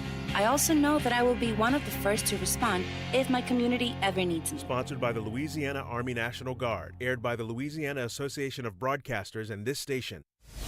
You know the routine. Eat, sleep, sports talk, repeat. Well, up and at 'em. We're here. Here is more daily sports talk from ESPN 103.7 Lafayette and 104.1 Lake Charles. All right, back here on the LohDown Monday edition of the show continues. NCAA softball regionals were over the weekend. There were a couple teams that we, of course, had our eye on, and we had coverage throughout the weekend, ESPN SouthwestLouisiana.com, for a couple of these regionals that local teams were a part of. We'll start with McNeese. Didn't go well for the Cowboys, or the Cowgirls, I should say. Now, they had, a great run to get back to this point. We know how tough it was for different points of the season for them. They went to College Station. They had A&M as the 1 seed in their bracket. Arizona State was the 2. McNeese was the 3, and UConn was the 4. A&M beat UConn 70-3, and then McNeese got run ruled 8-0 by Arizona State. That's a really, really good Arizona State team. Unfortunately for the Cowgirls, their run would end shortly thereafter. They played UConn in an elimination game, lost 5-1, so they bowed out of it. Arizona State, by the way, upset A&M in the winner's bracket game and then upset them again in the finals, so they are moving on. They win, and they knock out the host team, Texas A&M. As I mentioned before, I'm still not a fan of the way they did this, where they seeded teams 1 through 8 times throughout the bracket. I find it incredibly more confusing than just seeding teams 1 through 32, which is what effectively happened here, but then they put them in these weird boxes. I think it's way more confusing. But anyway, I do have some just overall stats about the tournament that we'll give after we go through what the local teams did. LSU, on the other hand, no issues. They roll through Baton Rouge, only 3 games needed. They beat Akron 8-0 to start off the tournament. They beat Virginia Tech 8-0 in the winner's bracket game. They did finally trail for the first time in the regional final, as Virginia Tech would get back to face them again, but they held them off. They rallied and won that game 7-2. So LSU has no stress. They move on to the Super Regionals on their own here. Really solid showing from Beth Torina's squad. Interestingly enough, they face the number 1 seeded Alabama Crimson Tide. That's going to be a 3-game Super Regional in Tuscaloosa. Game 1 is going to be on May the 22nd at 6 o'clock Central Time. The 22nd is Friday, so they will play Friday, Saturday, and then the if necessary game will be after that. I would imagine it'll be on Sunday, although they don't officially list when it would be on the website as of now. By the way, here's some big-time stats, right? Some big-picture stats. Every team who advanced was seeded. So that does not mean it's only the host teams, because now they seed 1 through 32. But it does mean that one of the top 2 seeds in each regional won all 8 of them. That is not entirely uncommon in softball, though. In softball, you typically do have a little less parity than in the baseball world. And that's, that goes for women's sports in general. We've talked about there's less parity in women's basketball than there is in men's. And maybe it's just the talent at the top's really, really good. And there's a little bit less spread out among the rest of the country, but that is the case. So there were a couple other top, host teams that went down. Florida State was the host in Tallahassee. They lost their first game to Stetson. They battled all the way back in the loser's bracket, got to a winner-take-all game 7 against UCF, but the Knights won that one 4-2, so UCF knocks out my Florida State Seminoles. Mississippi State went to Eugene and won that regional, beating Oregon. That's another one where they got help. Oregon lost to St. Mary's and never even got to the regional final. Then Mississippi State beat St. Mary's in the finale of that one. The only other host team to go down was Texas A&M, as we already described to you, and they lost to Arizona State. So you had 3 non-hosts win, 13 host teams move on, and the 3 who weren't hosts were regional number 2 seeds and also national seeds, obviously, since you seed now 1 through 32. So what we have left, LSU and Alabama for a spot in Oklahoma City. Oklahoma and Mississippi State, that one will be in Norman. UCLA and UCF, that one will be in Los Angeles. Florida and Texas Tech, that one will be in Gainesville. By the way, the Lubbock Regional, a lot of attention there on Jerry Glasgow and company. They didn't have any issues. 10-3 in the first game, 10-9 in the second game against Ole Miss, but they brought them back in the regional final, and this time the Red Raiders beat them 14-2. So they'll be in Gainesville looking for a spot in OKC. Arkansas plays Duke. That one will be in Fayetteville. Tennessee plays Georgia. That one will be in Knoxville. Nebraska plays Oklahoma State. That one will be in Lincoln. And Texas plays Arizona State. Of course, that one will be in Austin. And Texas would have faced Texas A&M in Austin. Would have been an all Lone Star State showdown. But the Aggies were eliminated from their own regional. So 16 teams left, 8 spots in Oklahoma City. If LSU finds a way to do it, boy, would it undo some of the wrong, the postseason shortcomings that Beth Torina and company have had in the last, half decade or so. It is a very, very good Alabama team for a reason, but it's not to say that LSU doesn't have a shot here. This is going to be interesting. This is, this is a side of the bracket where I think you start to wonder about the possibilities. Now, Alabama's, they're going to be tough, no doubt about it, but this is what you want, right? You got a shot to win 2 games out of the next 3, and if you do so, you'll be at that ultimate goal of getting to Oklahoma City. And once you're there, you got a shot to win it all. Of course you do. That's the name of the game when it gets to the postseason. Also over the weekend, by the way, while we're on kind of some local teams, and I'll mention this when we do Monday Movers as well, but the LSU Bengals are headed back to the Junior College World Series. Jeff Willis and company. It's a juggernaut up there in Eunice. We've known that for a while. I've had the pleasure of calling some games on the Cajun Prairie, being a friend of the program, and they have found a way to do it yet again. They beat Shelton State to go back to the JUCO World Series. It got to a winner-take-all Game 3, and it was 8-6. Boy, an intriguing matchup of the South District Championship, meaning the Bengals are back and bound for the 2026 NJCAA Division I World Series. They'll announce the seeding and everything like that tomorrow. They'll figure out where they have to play. That is at Sam Suplizio Field in Grand Junction, Colorado. It begins this Saturday, and it goes through next Saturday. Just shout out to LSUE for another trip to the JUCO World Series. All right, we'll take a time out here. We've got one final segment here on the show. On Mondays, we close it out with Monday Movers, give an idea of where things are headed in the world of sports, kind of one last weekly recap. So we'll do that to close things out. We'll get one last update to the poll question of the day. We'll look at some Facebook comments and send you on your way. I'll have maybe a couple more parting thoughts on the PGA and things of that nature. But let's take this break. Let's knock it out of the way. Come back and finish strong. It is the LohDown, ESPN Southwest Louisiana Sports Station. This is the LohDown with D-Loh, live on ESPN 103.7 Lafayette and 104.1 Lake Charles, Southwest Louisiana's sports station. Did you know you can get great tasting Clear Springs artesian water delivered to your office or your doorstep at home? Clear Springs is 100% local with their own bottling facility at the world-famous Kentwood Aquifer with no chemicals added. Just pure Kentwood, Louisiana artesian water. Clear Springs Water offers delivery of 5 or 3-gallon water service with a hot and cold temperature water cooler. Single-serve bottles are also available, and they're delivered to your home or office. Easy to reach, clearsprings.net. Hit the Contact Us tab or give them a call, 337-519-3563. That number is 337-519-3563. ESPN 103.7 Lafayette and 104.1 Lake Charles is your home for the Houston Astros. And the Astros stun the Mariners. Hunter Brown, Yordan Alvarez, and the rest of the Astros are looking to get back to the postseason. You can listen to every pitch, hit, and thrilling victory of the Houston Astros. Incredible! As Robert Ford and Steve Sparks will be on the call. Tune in this season for live Astros baseball on Southwest Louisiana's sports station. Need peace of mind with your estate planning? Turn to Beal & Hebert, your trusted hometown lawyers. At Beal & Hebert, we make estate planning simple and stress-free, ensuring your legacy is secure and your future is in the right hands. Don't wait. Schedule your consultation today at BealHebert.com.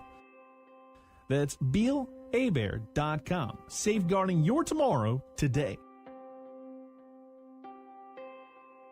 Acadiana area businesses. Is it time to make an impact? Time for more traffic, more engagement, time for more customers? Then it's time to make a splash with Bass. Bass is now offering digital marketing, indoor and outdoor digital signage, billboards, and video production to help you reach more customers and close more business. For over 30 years, Bass has helped our customers tell their story. Bass Companies. Remember, a business without a sign is a sign of no business. Advertise with Bass. Find us around Acadiana or at BassLTD.com. Oh, look who's here. Everybody Loves Raymond is on MeTV. Who told you that? Raymond! America's #1 classic TV network. Nothing even comes close. Enjoy 2 back-to-back episodes every weeknight. We're doing it twice. Watch Everybody Loves Raymond. Yeah, it's all about you, Raymond. Weeknights starting at 8 on MeTV. Watch MeTV Acadiana on KLWB, over the air on channel 50.1. Check your local cable listings for the channel in your area. You want to feel important. You want to be a part of something bigger, something that matters and can help change things. You want to feel like you belong. We know. We felt that way too. And that's why we did something about it. We aren't just Army National Guard soldiers. We are normal people just like you. And together, we can make a difference. Take on your legacy. Visit NationalGuard.com to find out more. Sponsored by the Louisiana Army National Guard. Aired by the Louisiana Association of Broadcasters and this station. The United States Deputy Sheriff's Association is a national nonprofit and the largest non-governmental provider of services to law enforcement. The USDSA assists city, county, state, and federal agencies with free safety equipment donations and officer survival training, along with cash donations to families of law enforcement officers who perish in the line of duty, a citizen awareness program, and more. For more information on United States Deputy Sheriff's Association, please visit usdeputy.org. Sounds like somebody's got a case of the Mondays. Monday. Is it really Monday already? Plenty of things in the sports world have been on the move in the past week. Question is, have they been moving up or moving down? D-Loh is here to evaluate. It's time for Monday Movers on the LohDown. Monday Movers, do it every Monday. To start, something that's moving up is the fluky major champion in the world of golf. I don't want to say it like that, though, because I thought about this the other day. Like, there's always the chance that we say this about someone, and it's the beginning of it. JJ Spaun is a name that people say is a fluky U.S. Open winner. JJ Spawn's played really good golf since then on tour and was ranked, was starting to move his way up into the rankings. I mean, he played on the Ryder Cup team. So, as of now, yes, he hasn't won anything that big since, but I don't know if it's fully fair. Aaron Rai, I get the sense that he's got a chance to do this a little bit more, but when you've never finished top 20 in a major and all of a sudden you rattle it off and win the PGA and come out of a crowd of 20 players with a final round of 65, by the way, his lowest round in a major championship ever by 2 shots, that is a little bit of a fluky win. So it is at least bringing that back into play. We had a stretch there. Look, it was a lot of Scotty and Rory and Schauffele and not a whole lot of names that you had to squint if you're not a big fan of golf and go, who's that guy that won that major championship? Danny Willett, the Masters? Who's that guy? No, we haven't had a lot of those recently. So it is, at least interesting to note that this time around, that's how it went at the PGA Championship. What's also moving up, I think, is just, the number of big-time names in the world of golf, and that's always a good thing. And as I said, seeing it myself, maybe that's the perspective that I'm calling that from, but being out there, so much, excitement around the Rorys and the Scotties, but also around the Ludwig Obergs and the Bryson DeChambos, who played awful. And I got to follow Bryson a good bit. He was with Ricky Fowler in that group. Bryson was terrible. I mean, he did not play well at all in this tournament, but there's still a lot of people who like watching him play, and I think he's good for the game ultimately. We will see what the, end game result is here for Live Golf and how they end up handling this with where those guys are going to be moving to and whether or not they get access back on the tour or any of that stuff. But John Rahm was in the mix again and all those names that we know that can be good for the game of golf at this point. What's also moving up is still, and this one is a recurring theme on this segment, what's moving up is the number of injured players on the Houston Astros roster. They again lose a key contributor. This time it's Jose Altuve, who, Altuve's been very durable throughout his career. He has had some injuries, though. He has not been injury-free, and especially, I think, on this back half for him, on the back half of the career as he's gotten to the 30s and stuff, it has been troublesome at times for him to, find his way and stay on the field throughout a year. And now he joins the never-ending list of players. We have the the article that we wrote a couple weeks back that I posted on the website is going to be outdated pretty soon, and we'll have to, I guess, readdress that and put another one. The good news is it doesn't seem like this is a Carlos Correa season-ending type injury, and Altuve's going to play again this year, but my goodness, it is a scary sight to see for sure. What's also moving up is the number of all-time head coaches hired by the New Orleans Pelicans. That number goes up by just one, but it is significant anytime it happens. They have decided to hire Jamal Mosley, and he will be tasked with taking this operation over. Pels have had a rough go of it, as we know. There is talent on the roster. There are reasons to be, let's see. Hopeful is a strong word, but you got to be hopeful. If you don't have hope, what else do you have? So there's reasons to be in on this, but certainly it could be a long time before the Pelicans are good again. I'm not exactly sure if I'm holding my breath on that one, but hey, Jamal Mosley is the next man in charge, so he'll get introduced, I imagine, at some point this week. I look forward to hearing from him, and we'll make sure we grab some audio from that and play that on the shows and talk about it at some point throughout the rest of the week. But Jamal Mosley is moving on up. And what's moving down, obviously LSU, I guess what's moving down is the number of the streaks of regional play. They still do have a shot. I'm not going to completely close the book on them until it's closed, but it's just about shut. They'd have to go on the most magical run that Hoover has ever seen and win that tournament as a 14 seed. But hey, we expect that run to come to a close, which will be one of the longest running regional streaks. Florida State for a long time they still have the record, but for a long, it was active for most of my lifetime. It wasn't until like 2021 or 22 maybe. I had already graduated there, so it must have been 23 when they missed a regional for the first time in more than 40 years. LSU had a streak of more than a decade and a half, but that one looks like it's going to come to a close. So those are your things that are on Monday Movers. I thought about incorporating the Cajuns, but we got to update that after tomorrow, because if they win the game against Marshall, then certainly they'll be moving their way up in the odds of them making the NCAA tournament. But if they stumble, if they fall to Marshall, their stay in Montgomery will be a rather quick one, and then they'll have to do a whole lot of hoping and waiting and, clicking their heels together, skipping and jumping around, and then I don't know if that's going to go their way. Jay told you when we had Jay Walker on earlier today that he doesn't think that they've got really much of a shot if they lose tomorrow, and I'm in agreement with him on that. I think FedEx Man echoed the same sentiment when he called the show earlier. So they've got to go all in. Facing a soft-tossing lefty is a dangerous thing, especially in postseason baseball. I know that. My high school team had one. We threw him in game one of every series we played because teams are just not geared up for it. It's just such a change of pace. Cajuns know this guy, though. They've seen him a few times. They saw him last year, and, we'll see if they can borrow some of that intel, have a plan of approach, and get after it. Of course, it wouldn't hurt if they got a nice, strong outing from Cody Brash or whoever they do end up deciding to throw. Jay thinks Cody Brash. I'm kind of leaning that way as well. Ultimately, Matt Deggs will make the final say, and I guess we'll get that announcement probably by tomorrow's show. We should have a lineup out by then. Yeah, so we'll be able to go over that, take a look at the 9 he decides to put out there, and make some sense of it all. But that'll be coming up tomorrow. Speaking of our conversation with Jay Walker, appreciate him, as always, for joining us.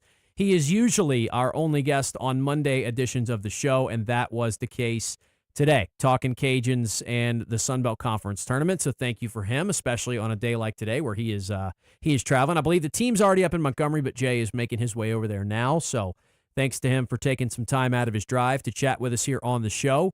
We will, as I mentioned, have another loaded up edition of the LohDown coming at you tomorrow. We'll have some conference tournaments. We'll be able to take a look around at what's going on in the SEC. There, in theory, as long as things go on schedule, should already be a game completed, and they'll be probably playing the second one when we get them on the air tomorrow. There'll be conference tournaments all over the land going down.